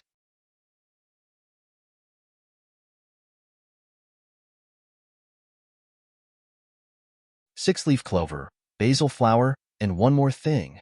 Goose smiled mysteriously and lowered his voice. Purple wormwood. As soon as he said this, everyone was shocked. This guy actually had purple wormwood? What a coincidence. Han Yunxi was about to speak when the old butler became anxious. Young master, Your Excellency Pill Fiend isn't here. So this old servant has full authority to make the decision. Please come inside and we can talk in detail. Then, he grabbed Gu's hand and pulled him inside. However, Han Yunxi also immediately reached out. Just as she was about to grab Gu, Long Fei Yi quickly slapped her hand away and personally grabbed Gu's wrist. He pulled him out of the room and broke free from the old butler's grip. Han Yunxi's hand was very painful from the slap. She looked at Long Fei Yi in annoyance and saw that Long Fei Yi's face was gloomy. He wasn't looking at her. Hey, Your Highness Duke of Qin, it's going to hurt. Gu loudly protested. Long Fei Yi's expression was as cold as ice. You have purple wormwood? Let go first. Let's talk things over. Gu narrowed his eyes and secretly struggled with all his might. Unfortunately, his strength was no match for Long Fei Yi's. Helpless, he could only nod. Yes. Price? Long Fei Yi was truly a man of few words, not worth 1,000 taels of gold. Gu was very serious. Long Fei Yi sneered. Didn't you want to sell it to Pill Fiend? That comes with a condition. Upon hearing Gu's words, the old butler hastily interjected. Your Highness Duke of Qin, please don't interfere with Medicine Ghost Valley's business. Let go of this young master. Then let's talk outside the valley. After throwing these words at the old butler, Long Fei Yi dragged Gu outside. In the face of Long Fei Yi's tyrannical behavior, the old butler was helpless. However, he still relentlessly chased after Gu and tried to persuade him. This young master brought a wondrous medicine to Medicine Ghost Valley. Presumably, he has something important to discuss with His Excellency Pill Fiend.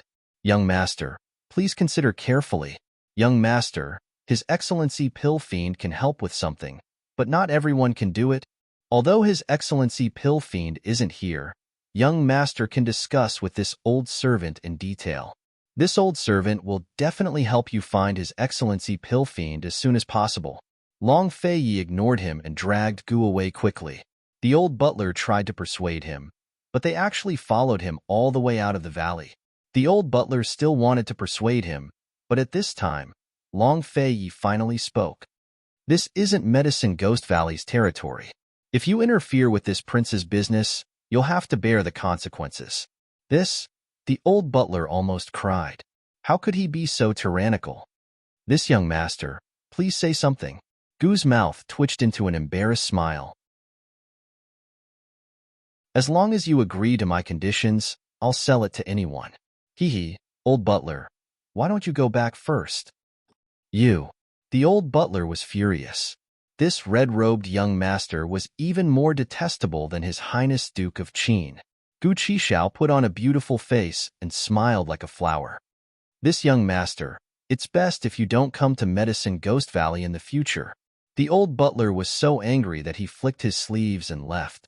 In his heart, he added Gu to the Medicine Ghost Valley's blacklist. Only then did Long Fei release Gu's hand. A trace of bewilderment flashed through his eyes. They were looking for Violet Wormwood, but Gu Qisha wasn't here. How could Gu just happen to be here to sell it? How could there be such a coincidence in the world? There seemed to be something fishy going on here.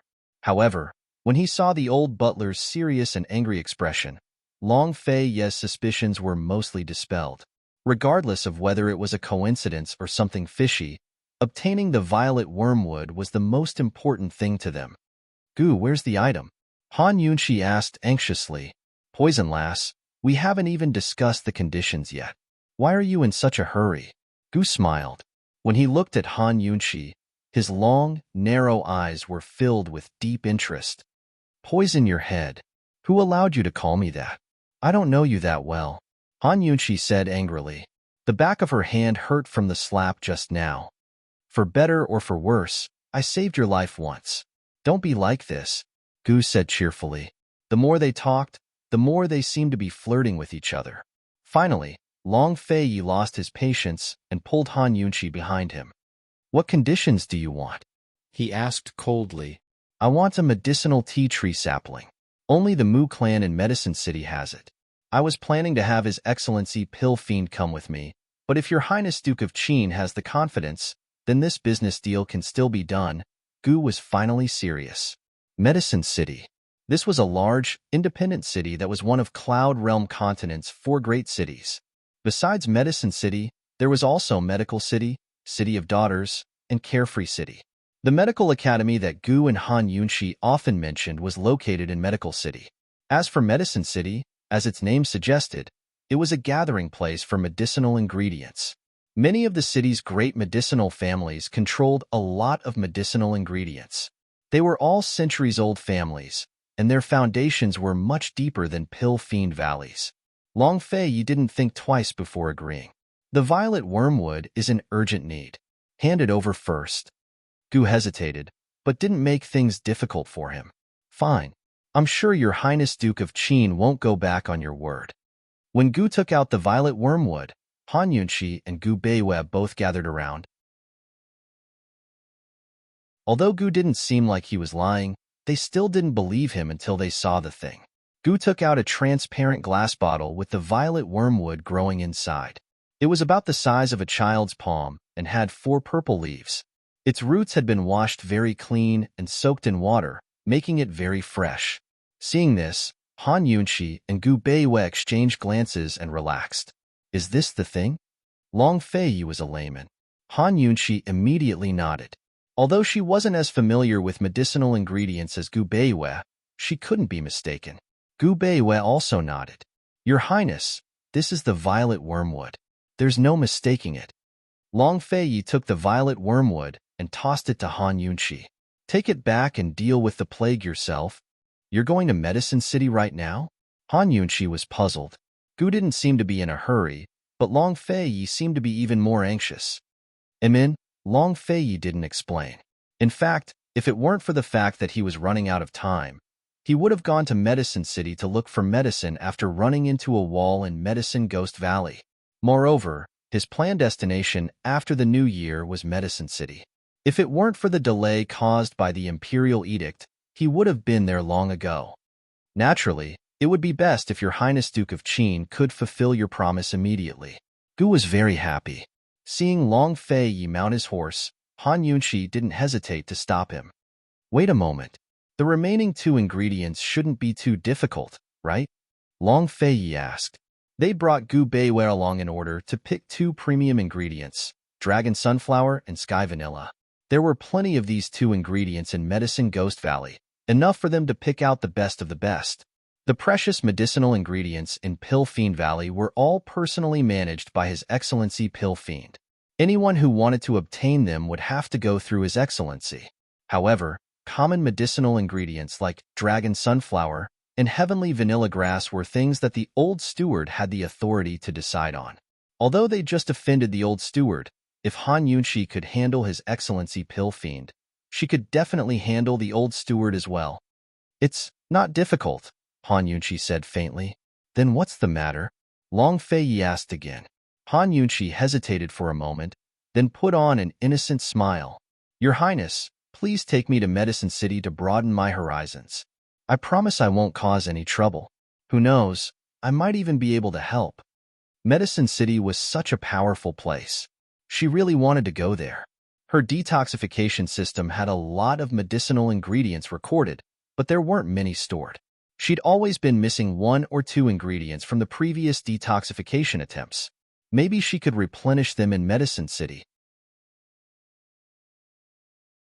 Gu sat on a tall horse, smiling without saying a word. To the side, a complicated look flashed through Gu Beiyue's eyes, but he also didn't say anything. Of course, the decision wasn't up to them, but Long Fei Yi. Seeing that Long Fei Yi wasn't speaking, Han Yunqi hurriedly added, I've already told Imperial Physician Gu the prescription. You can rest assured that the matter of the plague will be left to him. The other 2 ingredients aren't rare, so if you can afford the price, the old steward will definitely sell them. She was pushing all the responsibility to Gu Beiyue. Still, Han Yunqi's words weren't wrong. With the prescription and violet wormwood in hand, the problem of the plague could be easily solved without much difficulty. However, Long Fei Yi still looked at her without saying a word. Han Yunqi was anxious. Couldn't this guy give her a reaction? Your Highness, perhaps this concubine can bring back some medicinal ingredients that will be useful in the future. Han Yunqi continued to plead. Long Fei Yi's eyes were filled with amusement, but he still didn't say anything. Your Highness, why don't you state your conditions? Han Yunqi was anxious, but she'd hardly spoken when Gu Qishao laughed. Poison lass, if he won't take you, I'll come here.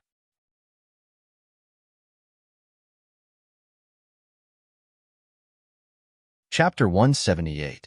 With Gu's words, the already silent atmosphere became even more silent. Long Fei Yi was expressionless, but his gaze never left Han Yunqi. And Han Yunqi, after begging for so long, her patience was about to run out. She really wanted to rely on Gu immediately, but when she saw Long Fei's deep, serene eyes, she couldn't bring herself to take a step. Instead, she glanced resentfully at Gu Qishao. Unexpectedly, with just one glance, Long Fei Yi's gloomy eyes turned even colder. Han Yunqi instantly felt a murderous aura rising. They were only husband and wife in name. Although he did restrain her to abide by his so-called womanly virtues, it was not to the extent of restricting her freedom. Why was he so serious and fierce? All right, she would not get involved with them. It was not like she did not have legs. After they left, she would feel more at ease going alone. Han Yunqi ignored Gu Qishao and chuckled. Then I won't go. Your Highness, take care of yourself on the road. Unexpectedly, Long Fei Yi stretched out his hand and said coldly, Get on first. Wait until this prince has thought it through, then I will tell you what conditions I want. Han Yunqi was clearly the one who asked him to state his conditions, but at this moment, she suddenly felt like she had been cheated. Could she not go? Before she could think about it, Long Fei Yi grabbed her shoulders and gently lifted her up onto the horse as if he was carrying something. Just like when they first arrived, he tied her up in his arms. However, unlike the previous time, this time, he only held the reins with one hand and the other domineeringly rubbed her waist, as if declaring ownership. He hugged her very tightly. Han Yunqi could feel the warmth and roughness of his large hands through her clothes. In that moment, she felt unwell and did not care about anything else. Gu glanced at her and chuckled disdainfully. He rode his horse away. Imperial Physician Gu, I will leave the matter of the plague to you. You don't have to tell the Emperor where we are going. Long Fei Yi left these words, rubbing Han Yunqi's arm, and quickly chased after them. Gu Beiyue was like someone who had been abandoned. He stood there alone and watched the horse gallop away. Only when the figure disappeared did he withdraw his gaze. His figure looked lonely, but his face did not show the disappointment of being abandoned. From beginning to end, it was still that gentle, modest, and gentle expression. It was quiet and beautiful, as if nothing in this world could ever break his tranquility.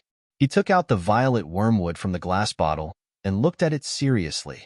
He muttered to himself, it was picked not long ago? His familiarity with medicinal herbs far exceeded anyone's imagination. When he first saw the violet mugwort, he was already suspicious.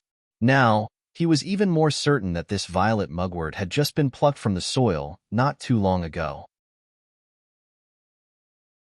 It should not have been more than 2 hours ago. Within a radius of 100 miles, other than the Medicine Ghost Valley, where else could grow purple wormwood? Or perhaps, where else could it be so coincidental that it was growing? Carefully putting the violet mugwort back into the glass bottle, Gu Beiwei smiled thoughtfully. He turned back to look at the Medicine Ghost Valley, but he did not turn back. Instead, he mounted his horse and left. In order to concoct the antidote for the poisonous plague, he still needed a large amount of dragon sunflower and heavenly fragrant grass. He needed to select the best quality among them to be the main medicinal ingredient. The violet mugwort was only the catalyst. He left the Medicine Ghost Valley just like that. Probably only he knew where to find so many dragon sunflower and heavenly fragrant grass. After Gu Beiwei returned to the imperial capital, he immediately concocted the antidote. Poisonous plagues were different from ordinary illnesses. Ordinary illnesses required a recovery period. Even if there was medicine, it might not be completely cured. Poisonous plagues, on the other hand, could be cured as soon as the antidote arrived. There was no need to drag things out. Within a few days, the poison plague was more or less under control. Of course, Gu Beiwei didn't tell Emperor Tianhui where Long Fei Yi and Han Yunxi had gone. But after this incident, Emperor Tianhui would never let Han Yunxi off so easily. He couldn't get rid of Long Fei Yi for now, but no matter what, he had to find a way to get rid of Han Yunxi first. This woman who dared to challenge his authority. By now, Han Yunxi's group had already reached the gates of Medicine City. The city gates were large enough to rival the gates of the capital city. They were lofty and grand, but also had a simple and unadorned feel to them. On the way, Han Yunxi learned quite a bit about Medicine City. Medicine City occupied a large area, and its soil was perfect for growing medicinal plants. Not only were there large quantities of medicinal plants, but most of them were of the highest quality. Every household in the city bought and sold medicinal plants for a living. Most of the plants were grown by their own families, but some were resold from others. No matter if they were common or rare ingredients, there was a wide variety of them. In other words, Medicine City was Cloud Realm Continent's largest warehouse for medicinal plants. Supposedly, 2/3 of the world's medicinal plants came from this city. The three most famous families in Medicine City were the Mu, Wang, and Xie clans. They controlled more than half of the city's medicinal plants. In the center of Medicine City, there was a forest of the highest quality medicinal plants that the three families controlled together. Just like how the cleverest housewife couldn't cook without rice, no matter how good one's medical skills were, it was all for naught if there were no medicinal plants to use. Thus, although Medicine City's reputation and status weren't as high as medical cities, the people here were still inextricably linked to those from Medical City. Han Yunxi walked into Medicine City and smelled the pleasant scent of medicinal plants in the air. She couldn't help but wonder if she could find any information about Lady Tianxin in Medical City. Would she be able to find out more about her in Medicine City? Of course, she didn't want to let Long Fei Yi and Gu know too much about her poison skills this time, especially Long Fei Yi, who'd questioned her poison skills multiple times. It was already evening, so they entered an inn to settle down before making plans. Gu seemed to be very familiar with the place, because the innkeeper greeted him as soon as he entered. "Seventh young master, long time no see. Give me 3 of the best rooms. I want them quiet," Gu said with a chuckle. The innkeeper glanced at Long Fei Yi and Han Yunxi, then immediately took out 3 keys to the heavenly rooms. Unexpectedly, Long Fei Yi only took one with an expressionless face. He held Han Yunxi's hand with the other and went upstairs without saying anything. Needless to say, even Han Yunxi didn't react to Long Fei Yi's actions and almost want to take the keys as well. They were husband and wife, so it was only right for them to stay in the same room. However, they'd never stayed together before. Seeing his large hand holding her small one, Han Yunxi obediently followed without saying anything. The innkeeper was puzzled. "Seventh young master, this?" Gu licked his lips with interest and continued to chuckle. What's this about? This young master only wants 2 rooms. The one next door is empty. I'm afraid it'll be noisy. Then do you want an empty room on the other side as well? The innkeeper hurriedly asked. It would be a waste if he didn't take advantage of this nouveau riche. Unexpectedly, the originally smiling Gu's beautiful face immediately darkened. Without a word, he took the keys and went upstairs, leaving the innkeeper bewildered. By the time Gu Qishao went upstairs, Long Fei's room was already shut. Inside the room, Long Fei was brewing tea by himself. Han Yunxi looked at him and then at the small bed, the corners of her mouth twitching.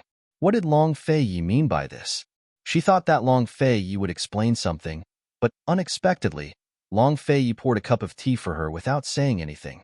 Since he didn't explain, she naturally didn't ask. Everything could be discussed at night. Long Fei didn't plan to go downstairs to eat. After resting for a while, he called for the waiter to send the food into the room. Unexpectedly, just as the waiter delivered the food, Gu followed in. He sat down casually and ordered the waiter, "Add another pair of chopsticks and bowls." Long Fei didn't stop him and asked mildly, "What do you plan to do with the Mu family's herbal tea tree sapling?" Gu was very direct and answered with one word, "Steal." Han Yunxi almost spat out the soup in her mouth. Steal the Mu family's treasure? So this guy actually brought them here to be thieves. If Poison Lass has other ideas, I'd be very happy even if you don't steal. Gu laughed. Han Yunxi rolled her eyes and continued eating. Long Fei, on the other hand, was calm. Why steal? Is there no other way? That herbal tea tree sapling was stolen by the Mu family a few days ago. It's impossible to sell it, so we can only steal it. Gu said matter-of-factly. Do you know where it is? Long Fei asked again. I only know that it's in the Mu family estate. As for where it is, I really don't know. That's why I asked Gu Qishao for help. That old man's ability to find medicinal herbs is top-notch. Gu smiled. These words were undoubtedly a reminder to Long Fei that things weren't that simple. However, Long Fei didn't have much of a reaction. He only nodded and continued eating. After the meal, Gu was very excited. Your Highness Duke of Qin, shall we begin our operation tonight? Long Fei refused. Since it's in the Mu family estate, there must be news about it.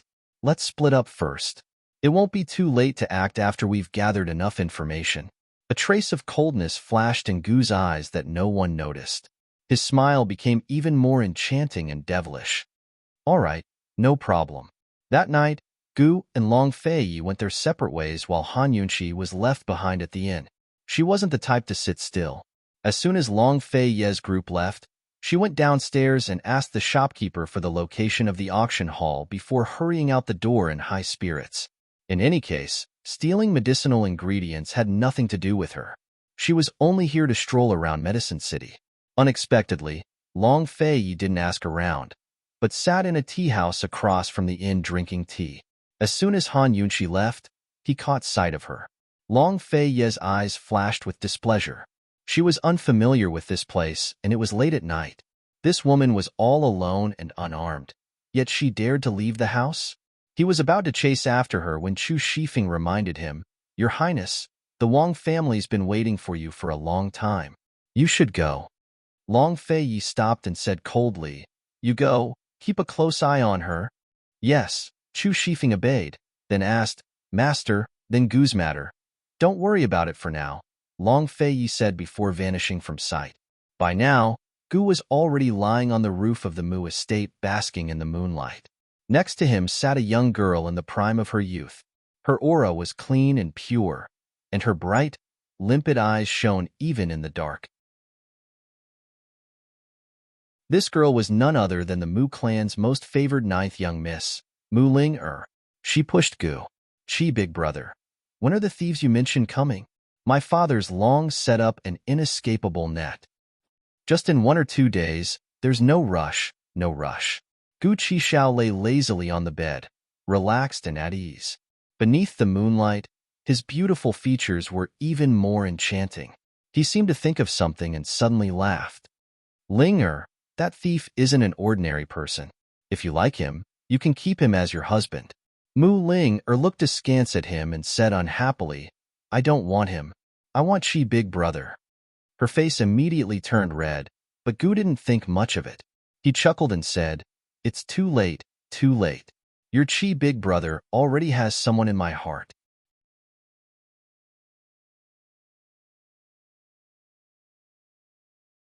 Chapter 179.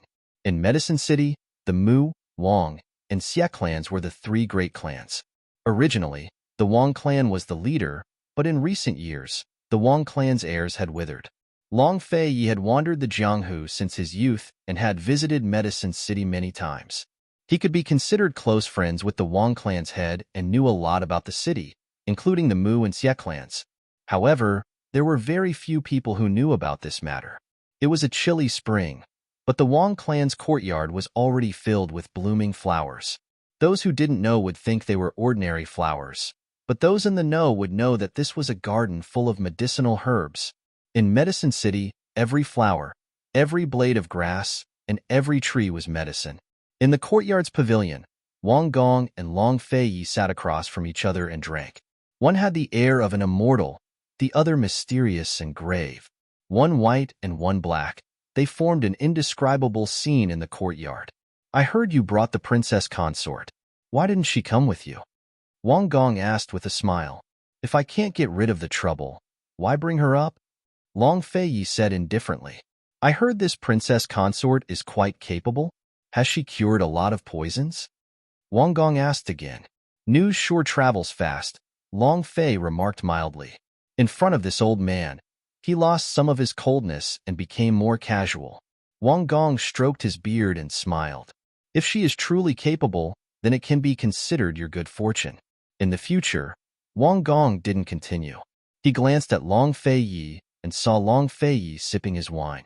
He had no intention of continuing the conversation. Wang Gong immediately stopped the topic and changed the topic. The two chatted for a while until a servant came with news. "Master, there's movement in the medicinal forest. The Mu clan has brought people there again." And Long Fei Yi raised his eyebrows and looked over, a sharp light flashing through his eyes. The matter of the Li clan spy was over, but he was still investigating the masked man's identity. He had been busy since the beginning of the year. Not to mention that the masked man was most likely a high-ranking member of the Northernly royal family and had an even bigger conspiracy behind his back. Long Fei Yi could not swallow the fact that he had kidnapped Han Yunqi. Han Yunqi had said that in order to concoct the 10,000 snake poison, there must be 3 rare poisons: rosemary, bamboo green, and shaoxiang. Those who had these 3 herbs were either from a medical family or a pharmaceutical family. Unfortunately, his investigation led him all the way to Medicine City. With the help of the Wang clan, his investigation led him to the Mu clan. The Mu family had sold a lot of rosemary, bamboo green, and shaoxiang in the past 2 years. They had even secretly brought a masked man to the medicinal forest to catch these 3 kinds of poisonous snakes. The medicinal forest was jointly managed by the 3 aristocratic families. The herbs planted in the forest were all very rare. Regardless of whether they were to be harvested or cultivated, the 3 families had to discuss it together. No one was allowed to make a decision on their own, nor were they allowed to bring outsiders in. However, the Mu clan's power was at its peak these past few years. The Xie clan was also firmly attached to the Mu clan, while the Wang clan was weak. Even if they were resentful, they could only turn a blind eye.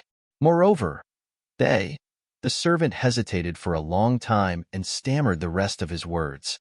Wang Gong motioned for the servant to come closer and whisper in his ear. Unexpectedly, after hearing the servant's words, Wang Gong's expression changed and he stood up abruptly. "What? Is this true?" "It's absolutely true. The news came from the guards stationed in the forest." The servant was very certain, his face ashen. Long Fei Yi saw Wang Gong's agitation and was about to speak when Wang Gong looked over with a heavy expression. "Your Highness, things have become troublesome." "What do you mean?" Long Fei Yi asked calmly. They entered the forbidden area of the forest. The forbidden area of the forest? The forbidden area of the forest was a secret that the 3 great clans of Medicine City had jointly guarded for generations. It was also a place where no one was allowed to enter. Wang Gong didn't expect that the Mu clan would dare to bring outsiders in. Now that things had gotten to this point, Wang Gong threw caution to the wind and no longer hid it from Long Fei Yi. The medicine forest was a very mystical place. Not only could the soil there easily grow many rare and difficult herbs, but there was also a very unique forest in the center of the forest. It was called the Forbidden Area of the forest. Inside the Forbidden Area, poisonous miasma blocked the way all year round.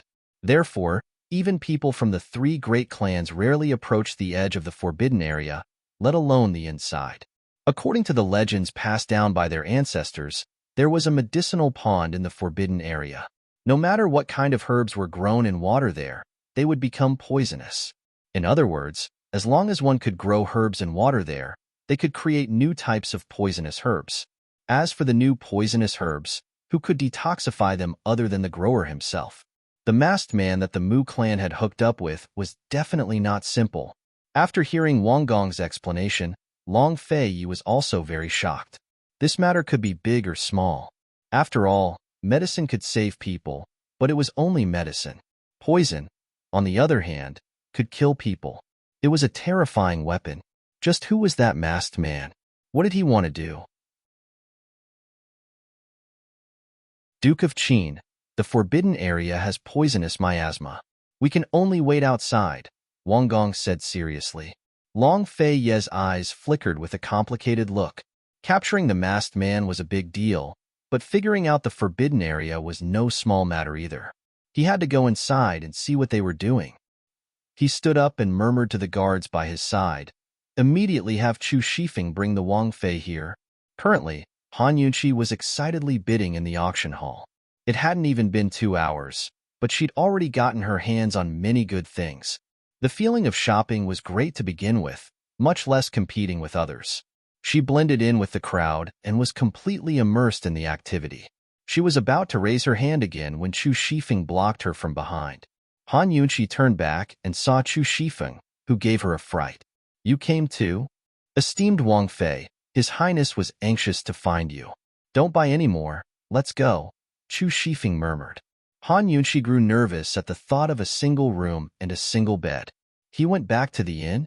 "No, esteemed Wang Fei should hurry and leave with me." "It's urgent," Chu Shifeng said. After confirming that he wasn't going back to the inn, Han Yunqi wasn't in a rush. Nothing was more important than replenishing the detox system's reserves. "What's the urgent matter?" Han Yunqi raised her hand as she asked. 3,000 taels. A human life is at stake. Esteemed Wang Fei should hurry and leave. Chu Shifeng was anxious. Han Yunqi withdrew her hand in alarm. A human life is at stake? His Highness? It wasn't easy to talk about it here, so Chu Shifeng could only explain. "It's not His Highness. In any case, a human life is at stake. The situation is very serious, so you should hurry and leave." Han Yunqi finally relaxed, but her expression was still serious. "I didn't bring much silver, so I won't be able to leave the auction hall. Hurry and pay up, then we'll leave." Chu Shifeng was left speechless. He'd been standing guard here for quite a few hours, but this woman had already lost 50,000 to 60,000 taels. Moreover, it wasn't silver, but gold. This wasn't a small sum. He thought she brought money with her, and even secretly sighed at how much money she had in her private stash. Who knew? "Hurry, a human life is at stake," Han Yunqi urged. She really hadn't brought any money. She wasn't planning to return to the inn tonight, but bid until daybreak. Then she'd have the auction hall send word to Long Fei Yi and have him pay to get her. Without a choice, Chu Shifeng could only act on his own and use up all of Long Fei Ye's cash and gold banknotes before taking Han Yunqi with him. When Han Yunqi was brought to the entrance of the medicine forest and heard the details, she was given a fright. She never expected things to be so serious. New poisonous plants. In other words, once poisoned, I'll be under someone's control. Her detox system seemed to have met its nemesis.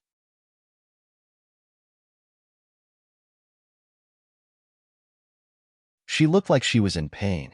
"What's going on?" Long Fei Yi pulled her to sit behind a large rock.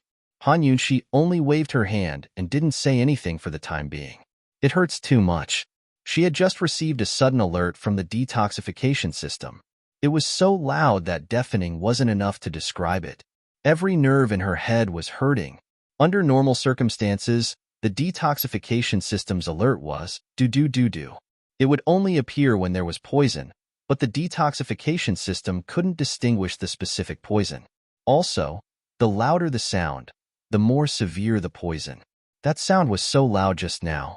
Who knew what was in front of them? Long Fei looked at her, and a trace of worry flashed across his eyes. He asked again, "Are you okay?" Han Yunqi pulled at her ears to ease the pain. She then said in a low voice, "We should be there soon. There's a strong poison, but I don't know what kind of poison it is."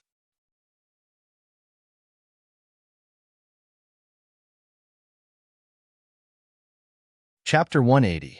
There was a highly toxic poison in front of them. Whether it was the concentration or the quantity, it was extremely large, but the detoxification system couldn't tell what kind of poison it was. There was no doubt that in front of them was the forbidden medicinal pool that Long Fei had mentioned. Long Fei covered his face and personally covered Han Yunqi's face as well. Holding her hand, they quietly dodged between the large rocks and gradually entered the heart of the forest. Soon, they saw a light in front of them. Long Fei held Han Yunqi's hand and hid behind a large rock. Han Yunqi carefully poked her head out to take a look and couldn't help but gasp. She saw that there really was an oval-shaped pool in front of them. The area wasn't large, only the size of 2 wells. There were all kinds of plants growing inside, and large patches of leaves poked out of the water like a lotus pond. Heavens, these were all poisons, newly cultivated poisons. No wonder her detoxification system almost exploded her ears. God knows how long that masked man had been planting poisons here. The pool was surrounded by lanterns, but there was no one in sight. "Where is he?" Han Yunqi whispered. Long Fei's attention was focused on the surrounding forest and didn't answer. He just casually pulled Han Yunqi's head back and pressed it down. Han Yunqi suddenly struggled, but who knew that at this time? A sharp voice suddenly came from the forest. "Who's there? They have a lot of people. Stay here and don't move," Long Fei said in a low voice. He let go of Han Yunqi's head and immediately soared into the air. Soon, there was the sound of weapons clashing in front of them. Han Yunqi was scared witless as she carefully poked her head out to take a look. When she saw the scene in front of her, she was immediately stunned.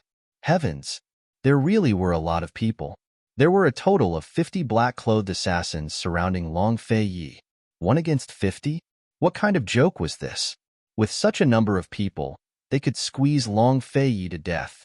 However, Han Yunqi soon discovered that her worries were unnecessary.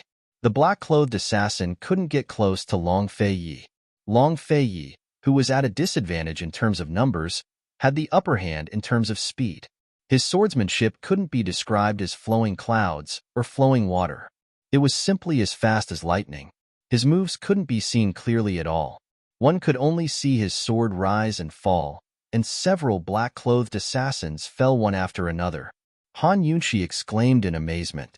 She was secretly glad that she did not become enemies with this man. Otherwise, she would not be able to sleep peacefully at night. His swordsmanship was simply heaven-defying. After a short while, the side of the medicinal pool was filled with dead and injured people. Out of the 50 black-clothed assassins, only a dozen were left. They retreated one after another, not daring to move forward. At this moment, 2 men walked out of the dark forest. One of them was a skinny old man dressed in green. He had a pointy mouth and monkey cheeks. One look, and you could tell that he was a meticulous ghost. The other was tall and proud. He was dressed in black and wore a green mask with fangs on his face. Only his mouth was exposed. His gaze was so fierce that it was enough to make people ignore his terrifying mask and focus only on his eyes. "It's him, the masked man." He looked disdainfully at Long Fei and coldly said, "Useless things. This sovereign will give you one last chance. This sovereign wants to see his face." As soon as his voice fell, the dozen black-clothed assassins surrounded him again. This time, it was different from the previous time. Because this time, Han Yunqi's detoxification system gave off more than 10 alarms. They wanted to use poison. Moreover, the poison used by each black-clothed assassin was different. A few of the poisons were poisonous powders. As long as one breathed in, one would be poisoned. This masked man was too much of a bully. Han Yunqi was burning with anxiety. How could she warn Long Feiyi? This fellow's swordsmanship was powerful, but he didn't have any immunity to poison. As long as he wasn't careful, he would be poisoned. Han Yunqi was restless. She wanted to stand up a few times. However, Long Feiyi had long sensed that something was wrong. He held his sword with one hand and his other hand behind his back. He wasn't as relaxed as before. His eyes were filled with vigilance. Suddenly, 5 black-clothed assassins closed in on Long Feiyi. Long Feiyi's sword flashed and 5 lives were lost. He wanted to retreat in an instant. But who knew that these 5 people were actually human sandbags? When the 5 of them fell, the poisonous powder scattered around Long Feiyi's surroundings. Han Yunqi was about to shout. Fortunately, Long Feiyi wasn't someone easy to deal with. He immediately held his breath and retreated far away. At the same time, he suddenly raised his sword and swept it fiercely. In an instant, the sword flashed and the remaining black-clothed assassins were all sent flying into the dark forest. It was unknown whether they were dead or alive. Beautifully done. Han Yunqi couldn't take her eyes off Long Feiyi. Her heart was beating wildly. She admired Long Feiyi from the bottom of her heart.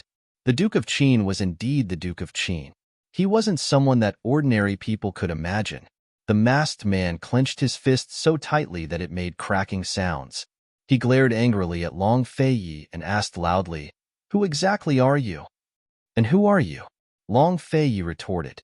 He raised his sword and pointed it at the masked man. "You don't have the ability to know."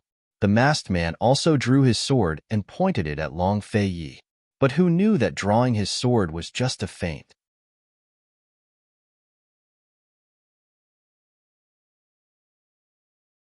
If it wasn't for the masked man saying to keep her alive, the black-clothed assassins would have drawn their swords and killed her, right? Once again, she was forced to the side of the big rock and gradually had no way to retreat. Suddenly, a black-clothed assassin stretched out his hand and wanted to pull off her mask. Damn it, Long Feiyi brought her here to help, not to be a burden and even more not to expose her identity. Wait a minute, she was here to help? Han Yunqi seemed to have suddenly thought of something. She quivered and immediately took the initiative. She suddenly stretched out her hand and fiercely slapped the black-clothed assassin's hand. "Ah!" The black-clothed assassin screamed and looked at Han Yunqi in shock. "What are you looking at? He's poisoned." Han Yunqi kicked over and directly kicked the black-clothed assassin down. The black-clothed assassin fainted on the spot, and a poisonous needle pierced into the back of his hand. Han Yunqi's heart ached when she saw this. She was too agitated just now and accidentally wasted a lot of poisonous needles. Actually, 2 or 3 needles could have been taken care of. The other black-clothed assassin looked at his companion in disbelief. Taking this opportunity, Han Yunqi waved her small hand and scattered the poisonous pollen. The black-clothed assassin wanted to dodge, but it was already too late. Once the poisonous pollen touched him, his limbs immediately weakened and he fell to the ground. She stepped on the powerless black-clothed assassin and coldly said, "Are you the only ones who know how to use poison? I'll give you your master's poison." Although Madame Li's words had hurt her greatly, she was right.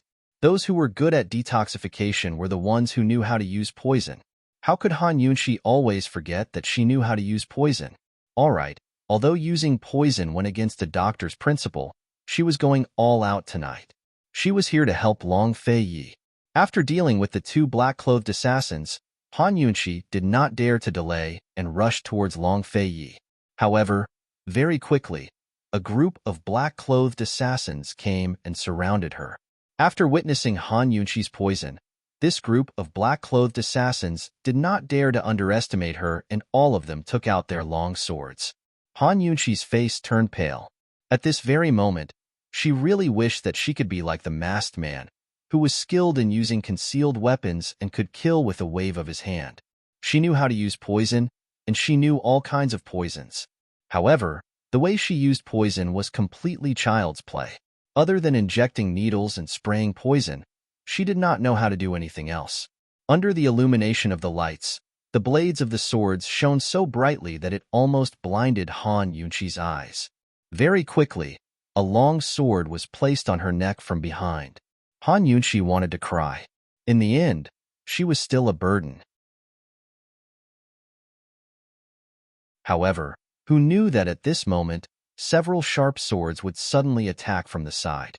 The momentum was like a rainbow and could topple the mountains and overturn the seas. Not to mention Han Yunqi, even the surrounding black-clothed assassins were intimidated and momentarily forgot to move.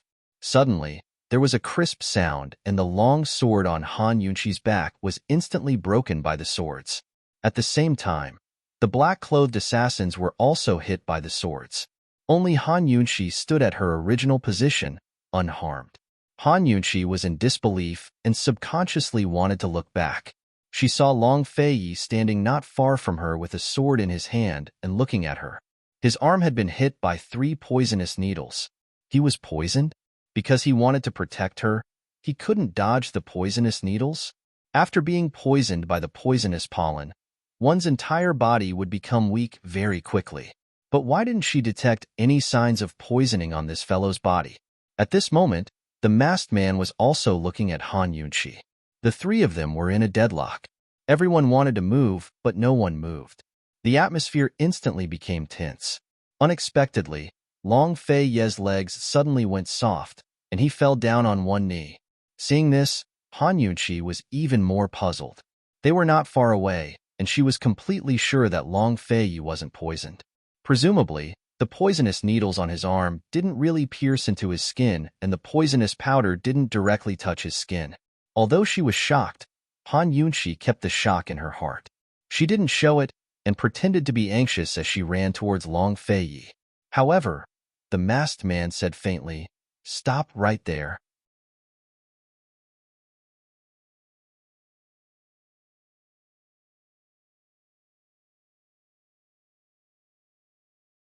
However, in the blink of an eye, the masked man had already disappeared, leaving behind a large patch of dark red blood on Long Feiyi's blade. Long Feiyi had injured him quite badly, but in the end, he still managed to escape. Han Yunqi heaved a huge sigh of relief. That was a close call. If it wasn't for Long Feiyi's fake poisoning and her quick reaction, she probably would have been a burden tonight. "Do you remember his face?" Long Feiyi immediately asked. Of course, she would remember such a shocking face. "He has an eyebrow nail at the corner of his right eye.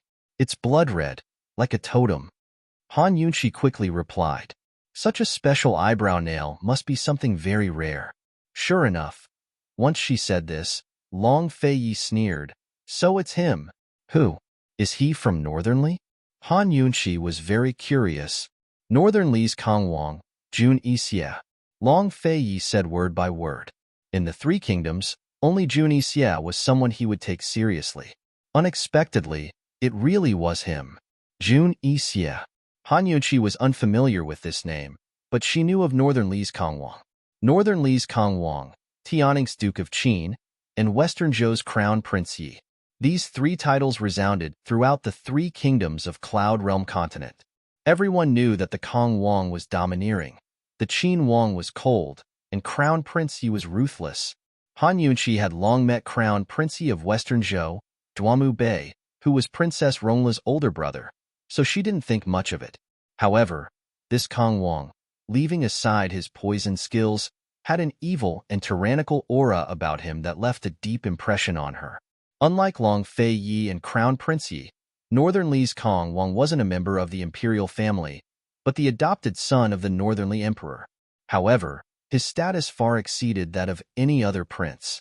He was a person who could cover the sky with one hand and turn over the rain with a flip of his hand. Although they hadn't caught the culprit, this trip hadn't been in vain. Now that they knew who the culprit was, at least they wouldn't be caught off guard. The truth of the matter of the poison traitor had also come to light. Seeing Long Feiyi's icy gaze, Han Yunqi thought to herself, Long Feiyi definitely won't let this matter rest so easily. Long Feiyi wiped away the bloodstains on his sword and sheathed it. He was about to pull out the poison needle from his arm when Han Yunqi hurriedly stopped him. "Don't move, I'll do it." She took out a handkerchief and carefully wrapped it around the needle before slowly pulling it out. The poison on the needle was made of poisonous pollen. If one wasn't careful, they'd be poisoned. Han Yunxi discovered the truth as soon as she pulled out the needle. Long Fei Ye's sleeves were covered with leather armor, so the poison needle had only pierced the armor and not him. Feigning poison, you're really smart.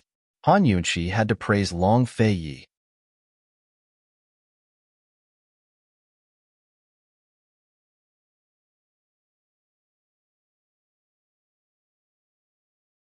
Do you want to become enemies with the entire medicine city? The guards of the forbidden area had finally arrived.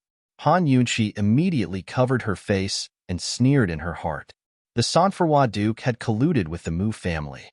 Now that the Sanferwa Duke had left, the Mu family naturally wanted to lure the guards over. She quickly covered her face and quickly saw a large group of guards emerge from the surrounding forest. The two people at the front were the skinny old man who had been standing with the Sanferwa Duke earlier. Let's go. Long Fei Yi pulled Han Yunxi and was about to retreat. The poison pool in the forbidden area was shared by the three great clans of Medicine City. It was inconvenient for him to publicly interfere with the matters of the three clans. He also didn't want to publicly become enemies with Medicine City. Right now, he could only leave first. But who knew that as Long Fei Yi grabbed Han Yunxi and was about to escape, countless arrows flew out from all directions. Although the forbidden area was heavily guarded, there shouldn't be so many archers. They were clearly aiming for an expert like Long Fei Yi. Otherwise, why would there be so many archers in the forest? Damn it, this must be the Sanferwa Duke's instigation. Note to the readers, the identity of the black-clothed men has been revealed. To see the Sanferwa Duke Jun Yixie's illustration, please follow Jean Mo's public WeChat account, Jimomo 2015. Reply Sanferwa Duke and you will see it.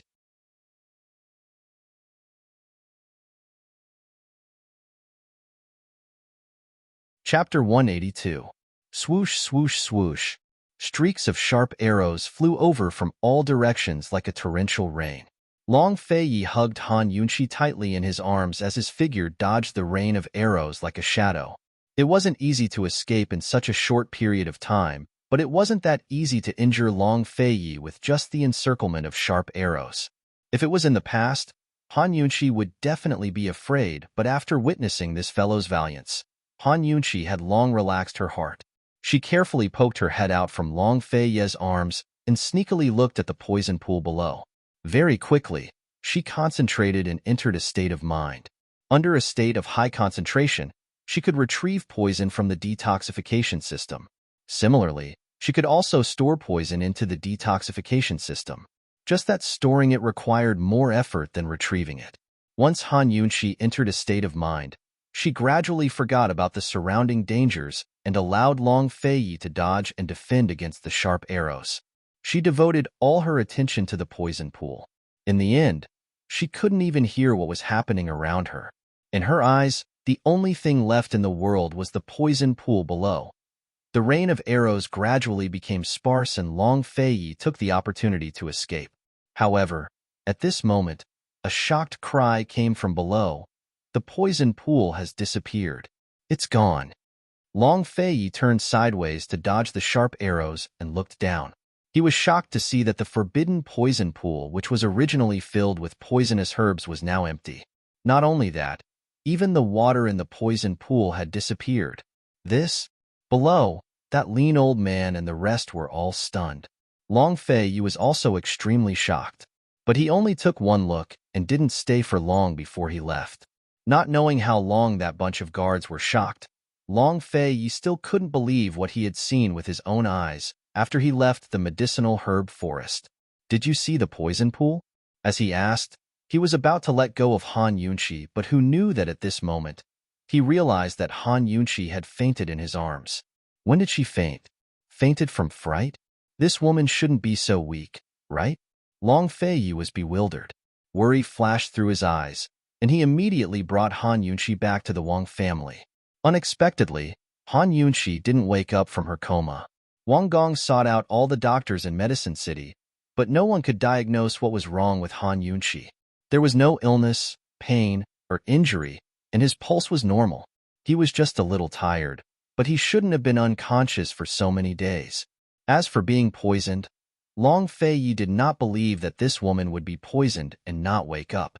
In the past few days, the three clans of Alchemy City held several secret meetings to discuss the matter of the forbidden poison pond in the medicine forest. Long Fei wasn't mistaken that night. The poisonous herbs and water in the pond had indeed disappeared into thin air. Wang Gong went there personally and saw that the poison pool was empty. Duke of Qin, this matter is truly strange. Wang Gong stroked his beard and sighed. Since the Mu family had colluded with the Sanfrecce king, they must have known that Long Fei and Han Yunqi had barged into the forbidden area. Wang Gong didn't expose the fact that the Mu family had colluded with the Sanfrecce king to use the poison pond, and the Mu family didn't know about the relationship between Long Fei and Wang Gong. They only said that there were two masked men who had barged in that night. As for their identities, they didn't disclose it. The three clans increased the security of the medicine forest. As for the matter of the forbidden pond, they said they would investigate it together. However, they didn't have a single clue. Who knew what they would find in the end? It's good that it disappeared, so this prince won't have to waste the effort to destroy it. The forbidden poison pond was Medicine City's most precious treasure, but Long Fei didn't hold back in front of Wang Gong. Wang Gong knew the gravity of the situation. If the poison pond really fell into the hands of the Sanfrecce king, then one day, not to mention the Wang family, even Medicine City might not be safe. Wang Gong nodded in agreement. There's something fishy about this matter. I'm afraid we'll have to send more people and keep a close eye on it to prevent any more unforeseen events, Long Fei said seriously. Wang Gong nodded in understanding. The forbidden poison pond had always been full of mystery. Now that it had disappeared into thin air, who knew when it would appear again? It definitely couldn't be underestimated. Just as they were talking, a servant girl's surprised voice suddenly rang out from inside the room. Your Highness Duke of Qin, Your Highness Duke of Qin, esteemed Wang Fei is awake. She's awake. Long Fei was overjoyed. He immediately stood up and left. He was usually calm and collected, but this time, his surprise was written all over his face. Wang Gong couldn't believe his eyes as he watched that hurried figure leave. In fact, it was already surprising that someone as cold as the Duke of Qin could bring Qin Wang Fei out. In the inner room, Han Yunqi had just opened her eyes. Her head was still dizzy and her limbs were weak. She felt like she was about to collapse. She knew that she had to sleep for a long time, but she didn't know how long she had slept. What was this place? Just as she was about to ask the servant girl beside her, a familiar voice rang out. It was cold and domineering as usual, but there was a trace of pleasant surprise in it that anyone could hear. Han Yunqi, you're finally awake? Unfortunately, the dizzy Han Yunqi didn't hear it. Soon, Long Fei's handsome face that angered both men and gods appeared in front of her. Han Yunqi grinned and smiled with a pale face. Your Highness, we've escaped. Long Fei had just rushed over like an arrow, but when he arrived, he suddenly felt at a loss as he stood by the bed and looked at Han Yunqi. He only faintly replied with an in and sat down on the edge of the bed. The servant girl immediately poured warm water and respectfully handed it to Long Fei. Long Fei casually took it, but after taking it, he didn't know what to do. Your Highness, Wang Fei hasn't had a drop of water for the past few days. She needs to drink some warm water before eating. This servant will go and bring some millet porridge over. The servant girl hurriedly retreated as she spoke. Feed her water. Long Fei didn't reply, but he quickly helped Han Yunqi up so that she was leaning against his arm. Then he held the water to her lips. His movements were very unfamiliar, as if it was his first time serving a patient like this. However, his arms were very strong and steady. Han Yunqi was still dizzy. After sleeping for so many days, she was thirsty and hungry. When she saw the warm water, her heart burned with anxiety. She immediately gulped it down, but after a few mouthfuls, she choked. Biffed, cough, cough. With this choking and spitting, she immediately spat out a mouthful of saliva onto Long Fei's hand. Seeing this, Han Yunqi immediately shut her mouth. She was instantly clear-headed. Although her throat hurt so much that she wanted to cough, she still made muffled sounds. Her face was deathly pale. One had to know that the most honorable His Highness Duke of Qin had mysophobia, and it was a serious case of mysophobia. Unexpectedly, Long Fei put down the cup and hurriedly had Han Yunqi lower her head. He patted Han Yunqi's back and said unhappily, "Cough hard. Why are you holding it in? Do you want to die?" Didn't he dislike it? Han Yunqi couldn't hold it in and coughed heavily. After coughing for a long time, she finally coughed out the water stuck in her throat. Once her breathing was smooth, she had no more strength. She collapsed in Long Fei's arms. She was extremely weak. She looked at Long Fei like a child who had done something wrong. She looked at him timidly and was about to apologize. But Long Fei had her lean against the pillow and went to wash his hands. Han Yunqi swallowed the words of apology that were about to come out of her mouth. She silently looked at Long Fei. She couldn't see his face, only his cold profile. His brows were slightly furrowed, as if he was a little disgusted. He washed for a long time and was very serious. Actually, it was good enough that he didn't push her away on the spot. However, she didn't know why, but looking at Long Fei so focused on washing his hands, Han Yunqi felt an indescribable sense of loss. After wiping his hands clean and looking at his well-maintained hands, a complicated look flitted across Long Fei's eyes. He poured another cup of water and asked Han Yunqi, "Drink some more?" Han Yunqi shook her head. She didn't want to drink for the time being. "Drink some more." As Long Fei spoke, he was about to pass the cup to her, but Han Yunqi instinctively reached out to take it. Both of them paused. Very quickly, Long Fei passed the cup to Han Yunqi and said mildly, "No one's going to snatch it from you. Drink slowly." "Oh."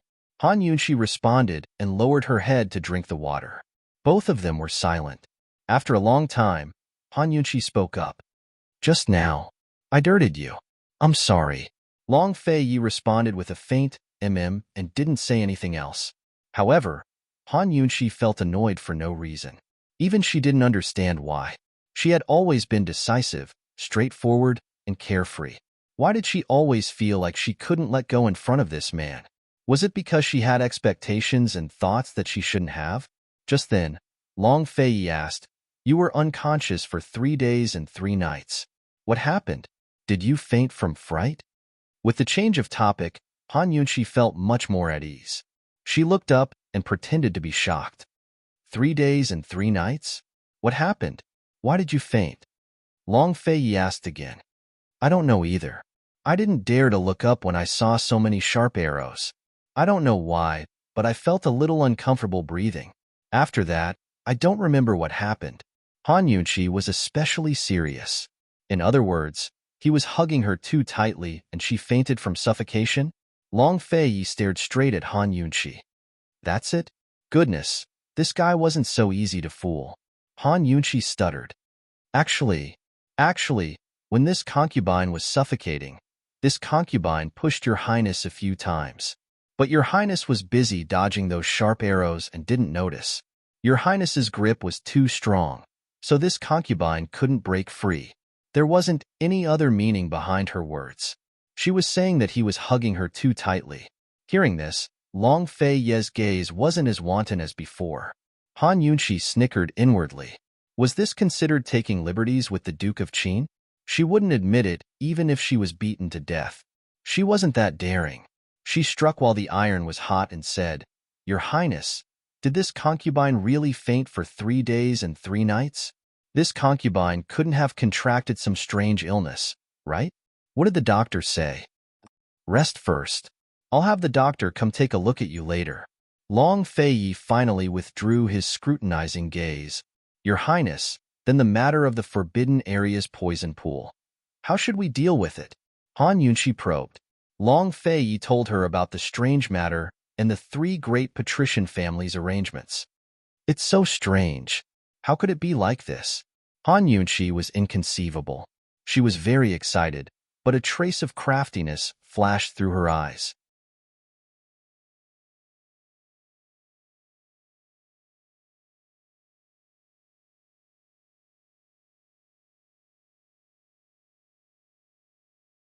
Chapter 183.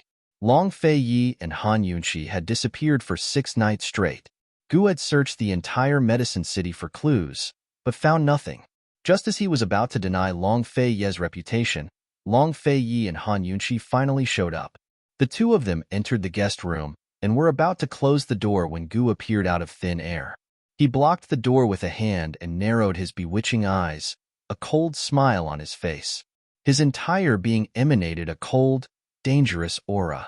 Han Yunqi shrugged her shoulders and openly opened the door to invite him in. Gu didn't blame her for anything, but gave her a brilliant smile. Han Yunqi's lips twitched into a fake smile. Gu looked towards Long Fei Yi with a mocking smile. Your Highness Duke of Qin's search for information took 6 days. I'm sure you found out quite a few secrets? Long Fei Yi ignored him and sat down to brew tea. He even poured a cup for Han Yunqi and gestured for her to sit down. Han Yunqi was about to go over when Gu snatched her spot. He casually picked up the teacup and drained it in one gulp. I heard that the plague in Tianning's capital city is more or less under control. Your Highness Duke of Qin still hasn't fulfilled your promise, so this young master is going to start calculating interest. Long Fei Yi sat high and lofty without a word. He didn't even spare Gu a glance. Now Gu fell silent as well. Gradually, the smile in his eyes faded away to be replaced by a dangerous aura. In the silent room, the atmosphere grew more and more off. Han Yunqi watched from the sidelines, not daring to make a sound. Long Fei Yi wasn't someone who didn't keep his promises, but Han Yunqi was puzzled as to why he was ignoring them. Finally, Gu slowly rose to his feet, his eyes flashing with killing intent. But it was at this moment that Chu Shifeng entered. Your Highness, here's the thing you wanted. She saw Long Fei Yi holding a rectangular brocade box in his hands. It was obvious at a glance that it contained hidden treasures. Han Yunqi scooted over suspiciously and sat down by Long Fei Yi's side. Open it and let him inspect the goods. Long Fei Yi finally opened his mouth. Inspect the goods? Could it be that this was... Han Yunqi couldn't believe it. Gu narrowed his eyes and stared at the brocade box with suspicion. Chu Shifeng placed the brocade box on the table and slowly opened it. Inside, he saw that there really was a medicinal tea tree sapling hidden within. Its roots were still stained with soil, and its branches and leaves were covered in fresh green buds. This is the medicinal tea tree sapling. Han Yunqi was pleasantly surprised. She looked at Long Fei Yi with adoring eyes. Gu was still foolishly waiting here, but this guy had already gotten his hands on the item. When did he go to the Mu estate without alerting anyone? Long Fei Yi finally looked straight at Gu and said coldly, Inspect the goods. Gu didn't express his surprise, but it was impossible to hide the astonishment in his eyes. He didn't need to inspect it to know at a glance that it was the real deal. But how did Long Fei Yi get his hands on it? After all, it didn't belong to the Mu clan, but the Xie clan. His lie about the Mu clan was nothing more than a trap. He'd chosen the medicinal tea tree sapling because very few people knew about it. How did Long Fei Yi know it was in the Xie clan's possession? Moreover, he'd stolen it without anyone noticing. There hadn't been any news of the Xie clan losing anything over the past few days. In other words, did Long Fei Yi know about his scheme? Are you done inspecting it? Long Fei Yi was a little impatient. Yes, this is it. Your Highness Duke of Qin is so fast and capable. Gu wasn't stingy with his praise. Unexpectedly, Long Fei Yi said coldly, Then take it with you. I won't be sending you off. Gu's eyes flashed with a sinister coldness. Without a doubt, he'd lost. Long Fei Yi was very disdainful of him, but he'd always been able to afford to lose. He smiled even more brilliantly and bowed gracefully. Then this one won't be polite. Many thanks. He took the item and was about to leave. Everything seemed normal, but Han Yunqi couldn't hold it in any longer and burst out laughing. Although it was a laugh, it was even more mocking than Long Fei Yi's cold face. More importantly, this made Gu realize that he'd lost all face in front of Han Yunqi. Finally, Gu broke down. His brilliant smile froze on his face even when the sky fell. Even after he'd walked out the door, his seductive features were still stiff. Long Fei, consider yourself ruthless this time. Seeing Han Yunqi laugh, Long Fei Ye's lips curved into a satisfied smile, but it quickly disappeared. Chu Shifeng, prepare the carriage. We're returning to the capital, he ordered. Are we going back now? Han Yunqi asked anxiously. You have business? Long Fei Yi retorted. Can we go back tonight? I still have some medicinal ingredients I haven't bought yet. It wasn't easy for them to come to Medicine City, so Han Yunqi wanted to buy more ingredients for later use. Long Fei Yi didn't reply, but fell into deep thought. Seeing this, Han Yunqi hastened to say, How about your highness go back first? Qinxie can go back by herself. But Long Fei Yi only said, I'll take you somewhere. Let's go. Han Yunqi almost had a fright when she saw the words Medical Materials Association. She never guessed that Long Fei Yi would bring her here. She'd heard about this place when she was at the auction house. All the goods sold here were high-quality medicinal ingredients. Without a membership, it was impossible to enter. Supposedly, the expenses here were no less than those at the auction house. Han Yunqi only wanted to stroll around the small medicine market and find some cheap goods, because she didn't have much money on her. She'd already cheated Long Fei Yi out of a sum at the auction house. Although she cheated him, it was actually Long Fei Yi who'd paid the bill. 50,000 to 60,000 gold wasn't a small sum, so she knew her limits. But Long Fei Yi handed her a gold card as soon as they reached the entrance. This is your proof of entry. You need to use this card for all transactions here. Take it well. I'll be waiting for you at the entrance after sunset. Was this the legendary domineering president? Would he force it on her if she didn't want it? But before Han Yunqi could refuse, Long Fei Yi really did stuff the card into her hands and said, Wait here after sunset. Don't forget. So speaking, he turned to leave. Han Yunqi didn't even have a chance to refuse. She suddenly realized that this fellow was so handsome even when he turned around. Han Yunqi didn't know whether to laugh or cry as she looked at the gold card in her hands. But since Long Fei Yi was so generous, she didn't hold back.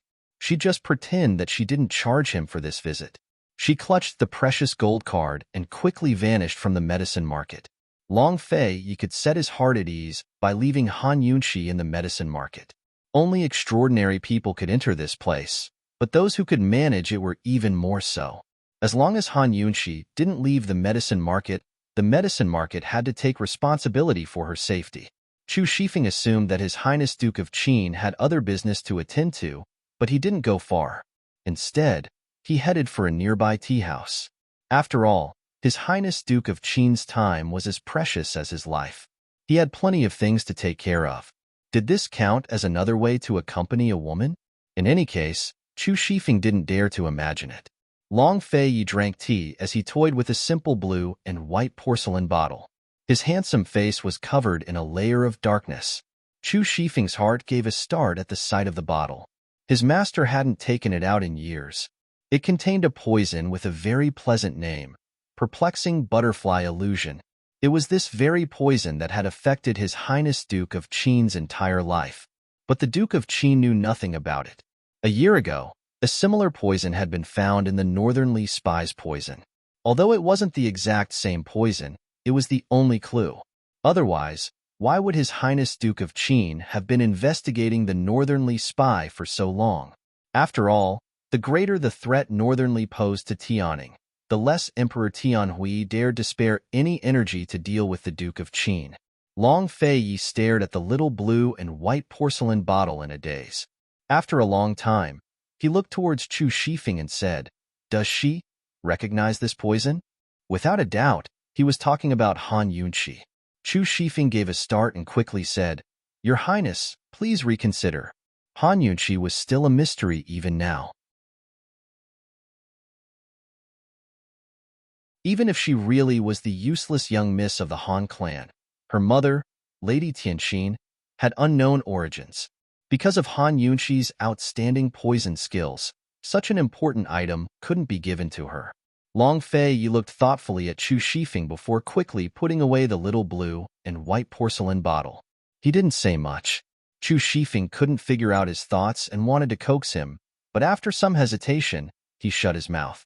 After sunset, Long Fei Yi met up with Han Yunqi outside the Medical Materials Association as promised. Han Yunqi really was a prodigal daughter. She bought a huge pile of medicinal ingredients and filled a carriage with them. Chu Shifeng was a little flabbergasted at the sight, but Long Fei didn't even blink. When Han Yunqi tried to return the gold card to him, he only said, "You can keep it for now. In the future, your lordship will find you if I need medicinal ingredients." "No problem. Many thanks, your highness." Han Yunqi was very straightforward. She didn't like arguing with a man about money. On one side, Chu Shifeng was a little flabbergasted at the sight. "I don't have to worry about his highness spending all his savings anymore." Han Yunqi had reaped the most bountiful rewards from this trip to Medicine City, while Long Fei hadn't come in vain. Both of them were in good moods, so they ate dinner at a restaurant before finally setting off for the capital. As for Gu, he'd long been surrounded by the Xie clan and had no time to spare for them. As for why Long Fei knew the sapling was in the Xie clan's hands, that was his own skill. As for why the Xie clan knew the sapling was in Gu's hands, it was obvious that Long Fei had exposed them. In any case, Gu had lost big this time, while Han Yunqi had gained the most. By the time they reached the capital, the poison plague had already passed. After a thorough cleanup, the capital was much cleaner than before. Even the air seemed fresher. Han Yunqi brought back 2 boxes of premium blood swallows nest for Grand Concubine Yi, who was surprised. She thought that Han Yunqi had a knot in her heart after what happened with Princess Rongla last time. She never expected Han Yunqi to have the heart to bring her gifts. Grand Concubine Yi's worries were immediately dispelled. She took Han Yunqi's hand and asked with a smile, "Yunqi, your stomach. It's about time you put in some effort. When will you add joy to our Duke of Qin's estate?" Han Yunqi put on a false smile. She truly felt that Grand Concubine Yi had changed too much. Still, she didn't know that Long Fei Ye's words at the New Year's Eve banquet and his defiance of the imperial edict had spread throughout the circles. Her Qin Wang Fei was currently being doted on. After a few perfunctory words, Han Yunqi left in a hurry. Meanwhile, Murong Wanru, who hadn't shown her face in a long time, was staring fixedly at her retreating form, her eyes filled with resentment. A few days ago, Marquis Pingbei had come to set the wedding date. Although Mu Fei had pushed it back, she didn't have the face to go out until she got married.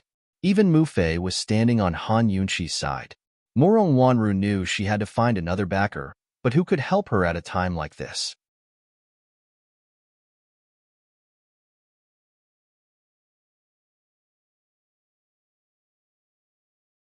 Chapter 184. On the morning of the second day back at the estate, Han Yunqi discovered that Long Fei had disappeared again. Surprisingly, Chu Shifeng actually invited Gu Beiwei to the hibiscus courtyard, saying that it was Long Fei's orders. He wanted Gu Beiwei to take her pulse and see if her bones had recovered. Leaving aside Chu Shifeng, even Han Yunqi felt overwhelmed by the favor. For the first time, she realized that the giant iceberg's heart wasn't as cold and emotionless as his face. Gu Beiwei made a detailed examination, but couldn't explain why she'd been unconscious for so long. He only guessed that she'd been frightened out of her wits and overworked herself. Han Yunqi was well aware of her own body's condition, so she quickly changed the topic to ask about Gu Beiwei's poison plague. Once the antidote arrived, the treatment and prevention measures were timely. Everyone in and out of the palace rejoiced, but Emperor Tianhui wasn't happy at all. Even now, he wore a cold expression on his face. All of the servants in the palace who'd made small mistakes had been severely punished, leaving everyone on tenterhooks. Han Yunqi knew that she'd offended the man to death this time, but she couldn't be afraid of such things. She treated it all as a joke. "Esteemed Wang Fei, I heard that Gu is the owner of the Celestial Fragrance Tea Shop?" Gu Beiwei asked casually. "The Tender Fragrance Tea Shop belongs to him too, but it's been sealed off." Han Yunqi thought back to Gu's humiliated appearance at the inn that day and found it hilarious. That rude fellow deserved to be taught a lesson by Long Fei. "I never expected him to have violet wormwood in his hands," Gu Beiwei probed. Han Yunqi didn't think too much of it. She only assumed that Gu Beiwei was curious, so she told him everything about Gu's martial arts and poison skills. A complicated look flashed past Gu Beiwei's eyes. He just nodded. He's a strange person. Han Yunxi didn't talk too much about Gu. Instead, she excitedly talked about buying medicine in Medicine City. This kind of good medicine could only resonate if she shared it with Gu Beiwei, the medicine jar. As the two of them chatted, it was soon evening. Chu Shifeng and Zhao Mama watched from the sidelines, feeling uncomfortable no matter how they looked. "Guard Chu, shouldn't you take this imperial physician away?" Granny Zhao asked in a low voice. "You're going to chase away esteemed Wang Fei's honored guests?" Chu Shifeng retorted. Granny Zhao naturally did not have the guts to do so. She said earnestly, "Guard Chu, don't ask imperial physician Gu to treat you next time." That day, after Gu Beiwei left, Han Yunxi originally planned to go to the Han family. However, after resting for a while, she unknowingly fell asleep and slept all the way until dawn. This kind of tiredness was similar to the detox system. It took up a lot of her energy to run, but Han Yunxi had never activated the detox system before.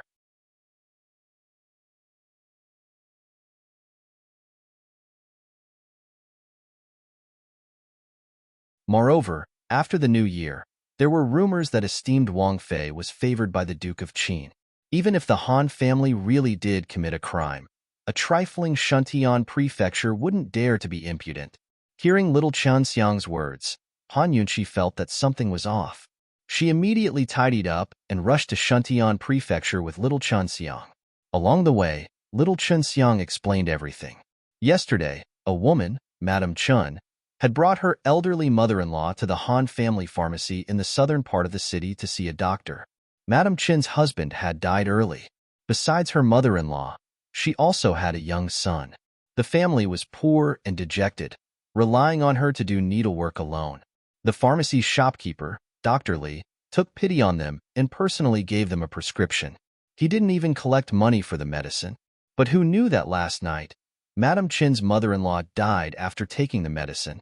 Early this morning, Madame Chun dragged her mother-in-law's corpse to the entrance of Shuntian Prefecture, crying and shouting to sue the Han family pharmacy for causing her death and demanding compensation. Ever since Hong Kong's accident, the Han family's pharmacy had basically been closed down. In the past, the Han family's pharmacy was a place where the rich and powerful of the imperial capital went. They even had designated private doctors. Now that their reputation was ruined, their business naturally declined. The small pharmacy in the southern part of the city was the only one left. Seventh Madam had insisted on keeping it. No matter what, the Han family was still a medical family. Although they had lost, they could not have a pharmacy. Secondly, Seventh Madam was kind-hearted and kept this small pharmacy to help those poor people. If one was in a hurry, they would go to any doctor. If one was afraid of death, one would blindly take medicine, let alone poor people. It was already good enough to be able to get treatment at a low price, or even for free. Who would dare to despise the Han family? It was an act of kindness. But who would have thought that something like this would happen? What illness did that mother-in-law have? What was the cause of death? Was it confirmed that it was related to the medicine? Han Yunxi asked seriously. It was a cold. Master, even I know what medicine to use for this illness. Dr. Li couldn't have made a mistake. But that Madame Chun insisted that she died after taking our medicine. Shuntian Prefecture is probably conducting an interrogation right now. We don't know what the situation is. If Shuntian Prefecture hadn't come to arrest her, we wouldn't have known. Little Chunxiang had stayed in the Han family for a period of time. She took care of little Eater all day long and mixed in with medical books and medicinal herbs. She knew quite a lot from what she saw and heard. What she said wasn't an exaggeration. With Manager Li's ability, how could a small cold kill someone? When Han Yunxi and little Xiang hurried to Shuntian Prefecture, the gate was closed and the interrogation was ongoing. Seeing Han Yunxi arrive, the governor naturally didn't dare to neglect her. He was about to adjourn the court to pay his respects when Han Yunxi personally walked into the court. Seeing this, the governor hurriedly got up and knelt in salute. This official greets esteemed Wang Fei. In an instant, all the yamen runners in the court followed suit and knelt in salute. Han Yunxi glanced around and saw Seventh Madam and Madame Chen, who had complained, kneeling in the hall. Seventh Madam secretly gave Han Yunxi a look. Han Yunxi didn't understand what she meant, but intuition told her that it wasn't a good thing. Madame Chun was wearing a white dress and morning hair. She didn't dare look at Han Yunxi and crawled on the ground, her thin and weak body trembling. You may all rise. This Wang Fei made a special trip to attend the interrogation. Although it concerns the Han family, it also concerns 2 lives. It's definitely not a game. Governor doesn't need to give this Wang Fei face. Just do your job. She made her attitude clear and sat down on the side. The governor stood up and nodded. A complicated look flashed through his eyes, but he still respectfully smiled and ordered someone to serve tea. Rest assured, esteemed Wang Fei, this official will handle this matter impartially. Then where did the interrogation go? Tell us, Governor. Han Yunxi said again.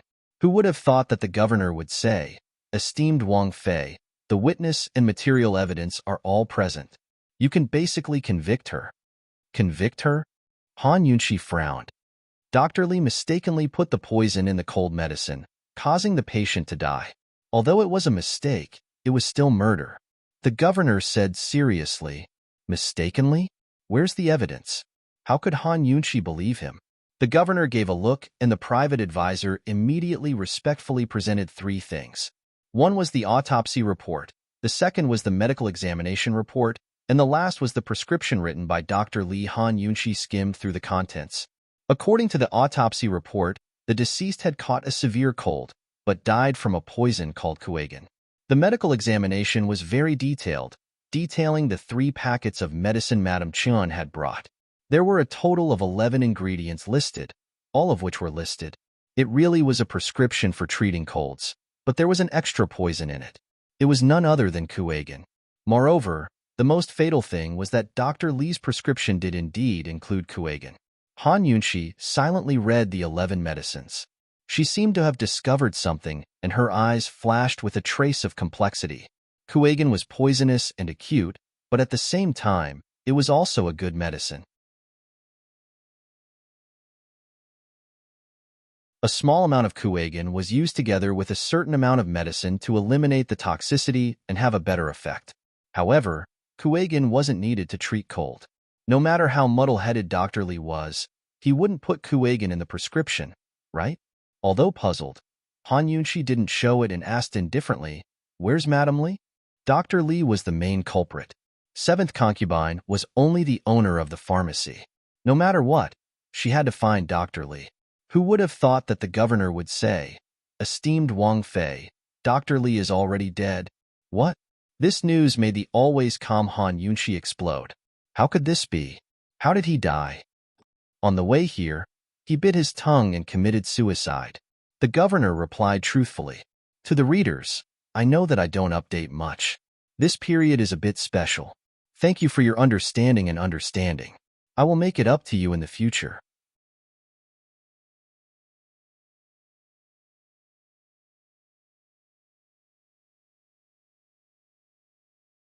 Chapter 185.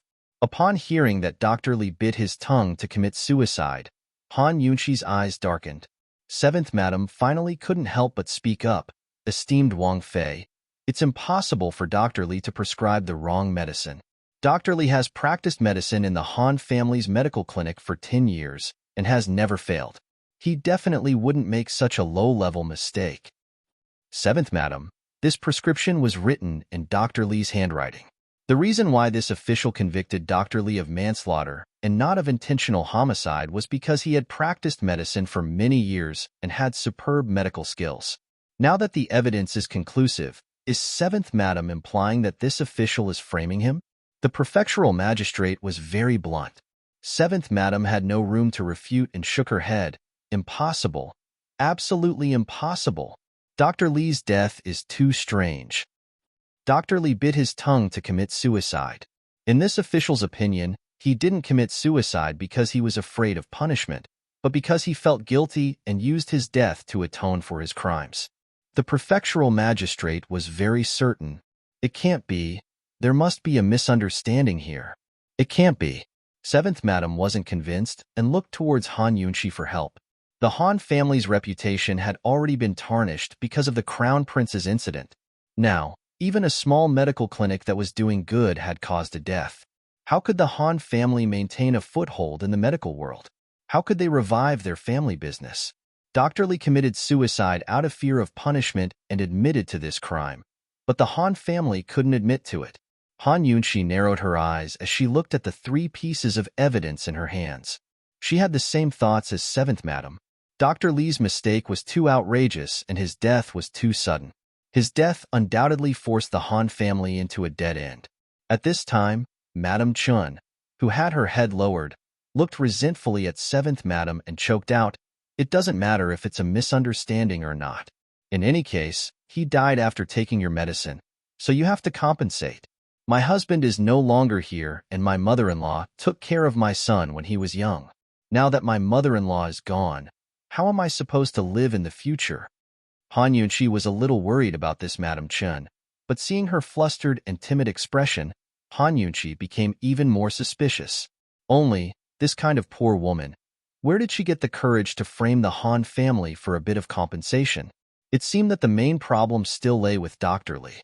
What 7th concubine was worried about was also what Han Yunxi was worried about. Even if Dr. Lee didn't commit suicide to escape punishment, once this case was decided, the one to bear the responsibility would still be Dr. Lee. At most, the Han family would have to pay compensation and wouldn't suffer. However, this compensation would also be admitting that the medical hall had killed someone. It was a small matter if the medical hall couldn't continue operating, but it was a big matter if its reputation was ruined. "Your Highness, if there is no problem, this official will be convicted," the magistrate asked tentatively. No problem? There seemed to be no problem and 7th concubine had nothing to refute. However, there were many problems with Han Yunxi. Han Yunxi drank a mouthful of tea and prepared to ask questions, but a Yamen runner suddenly ran in with news. The justice courts wanted to bring this case to trial and wanted the magistrate of Shuntian Hall to quickly hand it over. In Tianing country, most cases in the capital were handled by the magistrate of Shuntian Hall. The justice courts were equivalent to the highest court of justice. Most of them handled major cases, including those involving members of the imperial family. The justice courts also cared about matters between the Han family's medical hall and the common people's families. Were they too idle, or did they overestimate the Han family? Why would the justice courts bring this case to trial for no reason at all? Han Yunxi asked with raised eyebrows.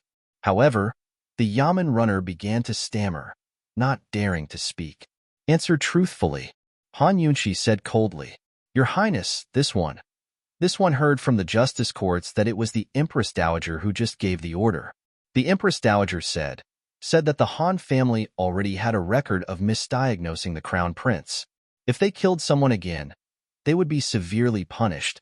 They would revoke the Han family's right to practice medicine in Tianing country. At these words, the entire hall fell silent. 7th concubine's face turned pale, and she almost fainted. What did it mean to revoke their right to practice medicine? It meant that no one in the Han family would ever be able to treat patients and prescribe medicine again. It meant that the Han family had no fate with the medical world. It meant that the Han family would never be able to rise again. This was a disgrace that no one in the Han family could accept. Han Yunxi's eyes narrowed with cold light. She finally understood what was going on. For the past month, she had been wondering why the 2 masters in the palace hadn't made any moves after suffering such a huge loss. She didn't expect the Empress Dowager to make her move. She couldn't do anything to her, so she made an example of the Han family. What did this count for? Since the Empress Dowager had made her move, then this time she would let the Empress Dowager know that no one could touch her maiden family. A cold smile rose to Han Yunxi's lips as she said mildly, "Since this is the Empress Dowager's order, the magistrate should do as she says." The magistrate of Shuntian Hall had been waiting for Han Yunxi's words. He immediately adjourned the court and handed over the relevant materials and personnel to the justice courts. The justice courts would open the trial tomorrow. 7th concubine wasn't the main culprit, so she wasn't locked up. As soon as they left the justice courts, 7th concubine couldn't wait to whisper, "Yunxi, Dr. Lee must have been bribed." Han Yunxi nodded. Anyone with eyes could see that Dr. Li had been bribed. Moreover, Han Yunqi was almost certain that the person behind the scenes was the Empress Dowager. But the justice courts needed evidence to try a case. Dr. Li had committed suicide because he had steeled his heart to shut his mouth. It wouldn't be easy to find evidence that he had been bribed. Seventh concubine, you can set your heart at ease. Even if we can't find the person behind Dr. Li, this matter won't implicate the Han family. Han Yunqi was very certain. Hearing these words, seventh concubine hesitated before murmuring, Yunqi, recently there's been rumors that you've gained His Highness Duke of Qin's favor. This matter, is it true? If you have the Duke of Qin's support, then I can set my mind at ease. Han Yunqi didn't know whether to laugh or cry. What did this have to do with Long Feiyi? She hadn't seen Long Feiyi in days, all right? Han Yunqi took a deep breath and said seriously, seventh concubine, I can handle this matter even without the Duke of Qin's appearance. Trust me. As she spoke, she gently lifted her bangs, her lively eyes flashing with the light of wisdom. It was as if she could see through everything and had a power that made people feel at ease. Seventh concubine realized that she'd misunderstood, but she still couldn't help asking, Yunqi, then the matter between you and the Duke of Qin, it's fine, it's fine. Seventh concubine, you should hurry back. Don't make ear worry. Han Yunqi played dumb as she quickly helped seventh concubine into the carriage and told the driver to hurry off. Although the rumors had spread for a long time, this was the first time someone had asked Han Yunqi about it in front of her face. She didn't know how to answer. Seeing the carriage leave, Han Yunqi exhaled in relief. But who knew that little Chen Xiang would grumble behind her back, Mistress, I haven't gotten on the carriage yet. Only then did Han Yunqi remember that little Chen Xiang was still here. She turned back, but before she could speak, little Chen Xiang spoke again. Mistress, what do you mean by fine? Han Yunqi's ears immediately turned red as she narrowed her eyes and drew closer. Little thing, your mouth is getting more and more formidable. Little Chen Xiang giggled and was about to escape when Han Yunqi pulled her back. Let's go. Come with me to Dr. Li's house. Although Dr. Li's body was still in the justice courts, the Li family had already set up a mourning tent and set up a memorial tablet. The entire family was dressed in mourning clothes, and the atmosphere was very heavy.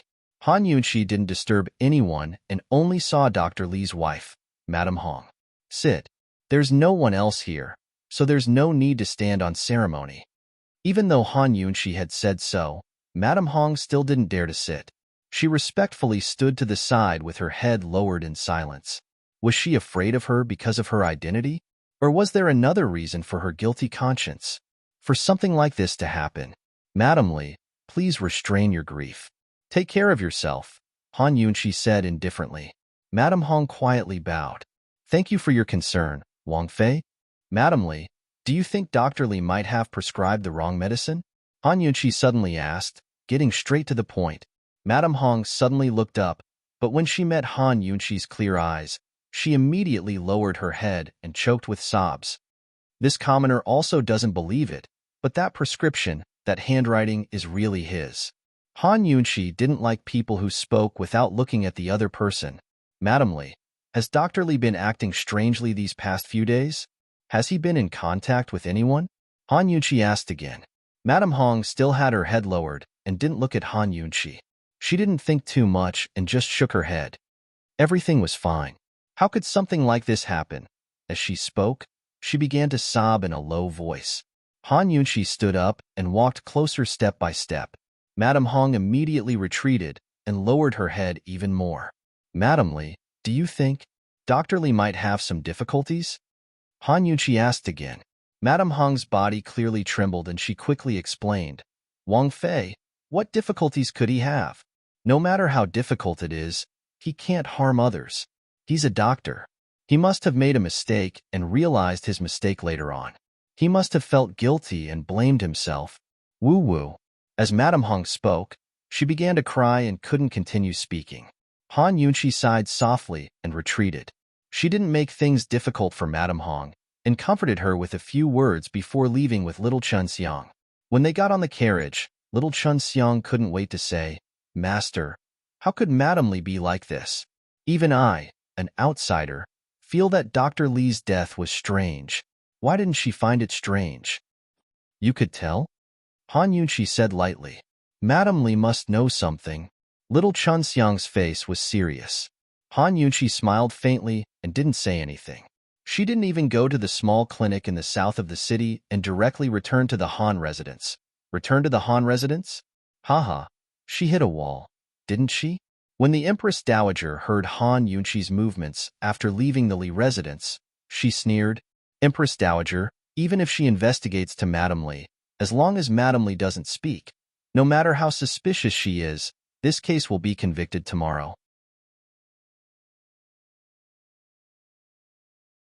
The person who spoke was none other than Morong Wanru from the Duke of Qin's manor. Although they were in the palace, they were still paying attention to the murder case at the clinic. The Empress Dowager never expected that Han Yunqi wouldn't rely on her. Instead, Grand Concubine Yi's beloved daughter, Morong Wanru, would take the initiative to come to her door and offer her a scheme to seal off the Han family. Morong Wanru never thought that she'd betray Grand Concubine Yi one day and stand on the Empress Dowager's side. Grand Concubine Yi treated her with favor as great as a mountain, but this time it was Grand Concubine Yi who betrayed her first. She didn't regret it. Grand Concubine Yi had said before that she'd marry the Duke of Qin as a concubine and stay at the Duke of Qin's estate forever. But in the end, she'd fallen to the point of losing her chastity and being forced to marry into Marquis Pingbei's estate. Besides getting angry, Grand Concubine Yi didn't fight for anything for her. Grand Concubine Yi had said before that she'd teach Han Yunqi a lesson if she dared to show up, but in the end, not only did the Duke of Qin see her in a different light, but even Grand Concubine Yi seemed to be possessed by a demon. She treated her well and listened to her words. How could Morong Wanru take all this? She refused to admit that she lost to Han Yunqi. She only knew that if she continued to place her hopes on Grand Concubine Yi, she'd only end up getting married obediently. Only the Empress Dowager could change all this.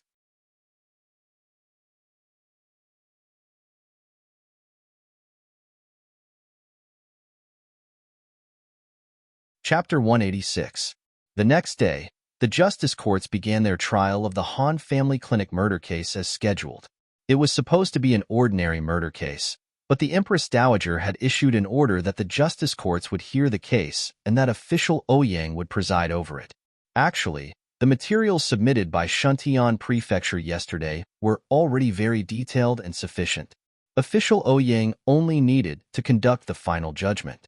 Official Ouyang understood very well that the Empress Dowager's decision to bring the case to the justice courts was only a pretense. She wanted to add on the Han family's crimes and revoke their right to practice medicine in Tianing country. Everyone was present, but Han Yunqi was still sitting on one side, listening in. Because Han Yunqi was sitting calmly on one side, official Ouyang felt even more pressure.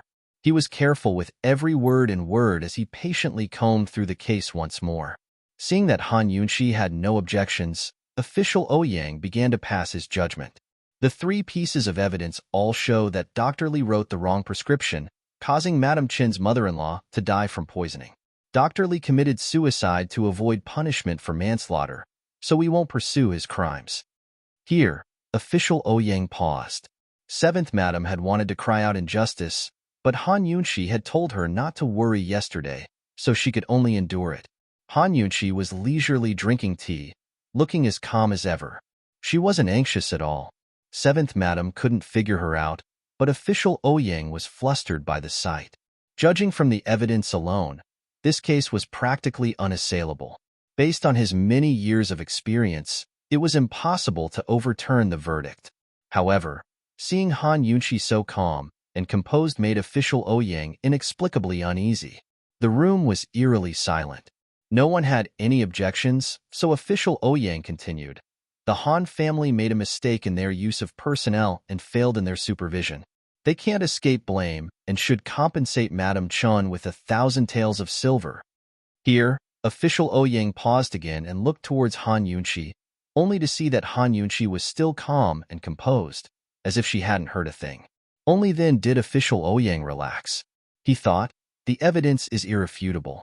Even if esteemed Wang Fei wants to argue, she has no grounds to do so. It looks like this is the only way. As for revoking the Han family's right to practice medicine, that was the Empress Dowager's order. It had nothing to do with the Supreme Court. Withdrawing his gaze, official Ouyang silently exhaled before continuing to read the judgment. According to esteemed Empress Dowager's orders, the Han family's misdiagnosis of the Crown Prince is already a heinous crime. Now that they've failed to repent, they've made such a grave mistake.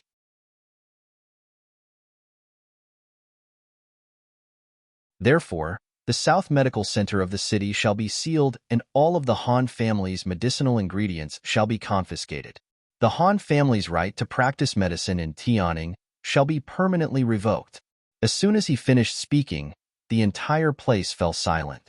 This was too. Seventh concubine couldn't hold it in any longer and shouted angrily, "You can't. The Han family is innocent. Dr. Li must be." Before she could finish speaking, Han Yunxi finally raised her hand to indicate for her to calm down. Seventh concubine panted angrily and was extremely agitated. She glanced at Han Yunxi. Although she was unable to calm down, she still forced herself to calm down.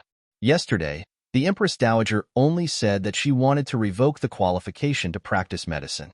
Today, she added another condition, which was to confiscate the Han family's medicinal herbs. The medicinal herbs in the Han family's warehouse were equivalent to the Han family's property. Was the Empress Dowager determined to make the Han family lose everything? She still remembered that her old life had been saved by Madame Tianxin. If Han Yunxi didn't stay calm and listen to the end, she really wouldn't have seen the Empress Dowager's ruthlessness. She was simply going too far. Han Yunxi narrowed her eyes and looked at official Ouyang coldly. Official Ouyang was so frightened that he immediately shifted the blame.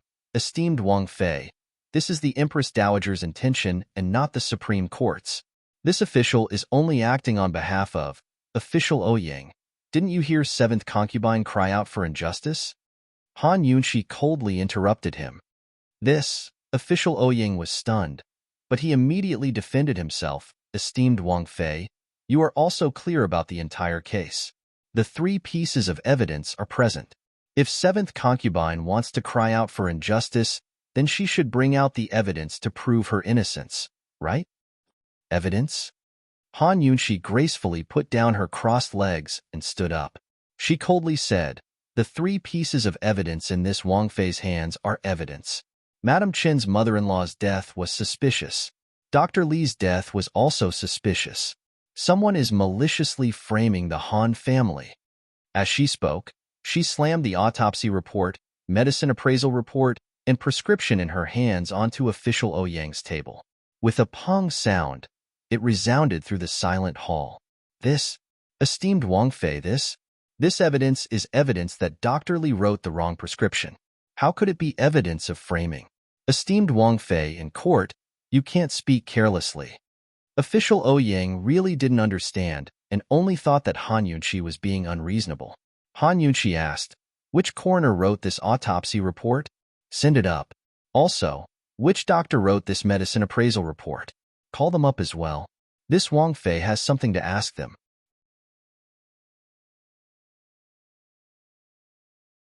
Hearing this, official Ouyang finally understood what esteemed Wang Fei wanted to do. So she was suspecting these 2 pieces of evidence. If the evidence was fake, then there really was a problem with this case. Only, what could be wrong with these 2 pieces of evidence? Not to mention anything else, just based on the prescription that Dr. Li left behind, it was enough to prove that the autopsy report and medicine appraisal report were real. Actually, even without the other 2 reports, just based on Dr. Li's prescription, it was enough to convict Dr. Li and the Han family. The strangest thing about this case was Dr. Li's mistake and suicide. Official Ouyang also knew this, but since the Empress Dowager had given an order, he naturally wouldn't go against it. Moreover, Dr. Li was already dead, so no matter how strange it was, it couldn't be investigated. As for the authenticity of the evidence, official Ouyang didn't believe that Han Yunxi would be able to find any flaws in it. He followed Han Yunxi's lead and immediately gave an order. Someone come. Summon the coroner Old Xia and the imperial Dr. Lin. Old Xia was a full-time coroner in Shuntian Palace, and Imperial Dr. Lin was an imperial doctor in the Imperial Hospital. They both worked part-time in the Supreme Court in Shuntian Palace. The two of them were first-class professionals and had a good reputation in the circle. Once they heard that Han Yunxi was questioning their report, the two of them were filled with indignation. After coming in and giving a bow, Old Xia couldn't help opening his mouth first. Princess Consort, I was the one who examined Madame Li's body and wrote the report by myself. If there is any problem, please point it out. Han Yunxi liked straightforward people. Hearing Old Xia say this, she didn't hold back. Are you certain that Madame Qin's mother-in-law was poisoned by Kuagan and died? I'm certain. The report clearly states that Kuagan poison was mixed in with the medicine. The medicine left in the victim's mouth was also found to contain Kuagan after it was extracted. Old Xia was filled with confidence as he said, Princess Consort is also a person who knows poison. If you don't believe it, you can personally examine the body. Han Yunxi nodded and then asked, what is the time of death? The night before yesterday, 7 to 9 o'clock. After taking the medicine, she immediately died from the poison. Old Xia clearly remembered. Han Yunxi nodded and didn't ask anything else. She looked at Dr. Lin. Dr. Lin, have you checked the 3 bags of herbs that Madame Qin brought? Dr. Lin was also very confident. I've checked them all.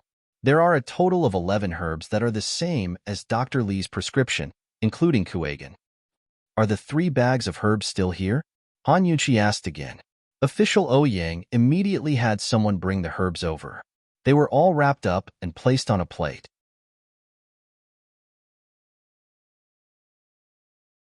Han Yunxi looked over it and was very satisfied. She then asked, Dr. Lin, Dr. Li's prescription clearly stated the quantities. So why didn't you write the quantities in your report? Did you weigh them one by one? Are they all the same? Quantities? No one had thought of this problem. The prescription was poisoned, and the herbs were poisoned. This was already enough evidence. So what was the use of quantities? Moreover, the quantities in the prescription were just an estimate. For example, it was around 1 tael or 1 qian. When filling the prescription, it was just a rough estimate, so it didn't need to be precise. Dr. Lin was very surprised and filled with disbelief. Han Yunxi was considered a member of the medical world, but she actually asked this kind of meaningless question. Princess Consort, because the quantities of the herbs are the same as what Dr. Li wrote in his prescription and the poison is among them, this official did not weigh them one by one. Dr. Lin explained. The same type? Han Yunxi gave a cold laugh. Dr. Lin, what do you mean by the same type? Does the same type mean the same quantity? The examination must be strict, meticulous, and professional. Do you need this princess to remind you of this? When these words were said, Dr. Lin's expression changed. Han Yunxi was simply doubting his professionalism and work ethic. Dr. Lin was also angry, but of course, he did not dare act up. He suppressed his anger and seriously explained, Princess Consort, this official has been a doctor for over 20 years and has never made a mistake. Madame Qin's mother-in-law was poisoned to death, and it has nothing to do with the quantity of the herbs. As long as the prescription is poisonous, it can be used as evidence. Okra is both poison and medicine. If it was placed in other prescriptions, it would not be poisonous. But if it was placed in Dr. Li's prescription, it would definitely be poisonous. It has nothing to do with the quantity. This Dr. Lin knew quite a bit about Kuagan. Only, discussing poison in front of her, wasn't he overestimating himself? Hearing this, Han Yunxi gave Imperial Physician Lin a meaningful look. She didn't know why Imperial Physician Lin, who had been full of righteousness and self-confidence, suddenly felt diffident at her glance. Only, this was just a fleeting feeling. Dr. Lin firmly believed that there was no need to look into the quantity of the herbs. He thought that Han Yunxi would not be able to refute the results of the trial, so she was trying to nitpick and cause trouble. So Dr. Lin continued. So this official feels that there is no need to check the quantity of the herbs. Han Yunxi nodded and asked with a smile, Dr. Lin, you also know that Kuagan is not only a medicine, but also a poison. Then do you know that the quantity of the poison affects the time it takes for the poison to take effect and even the symptoms of the poison?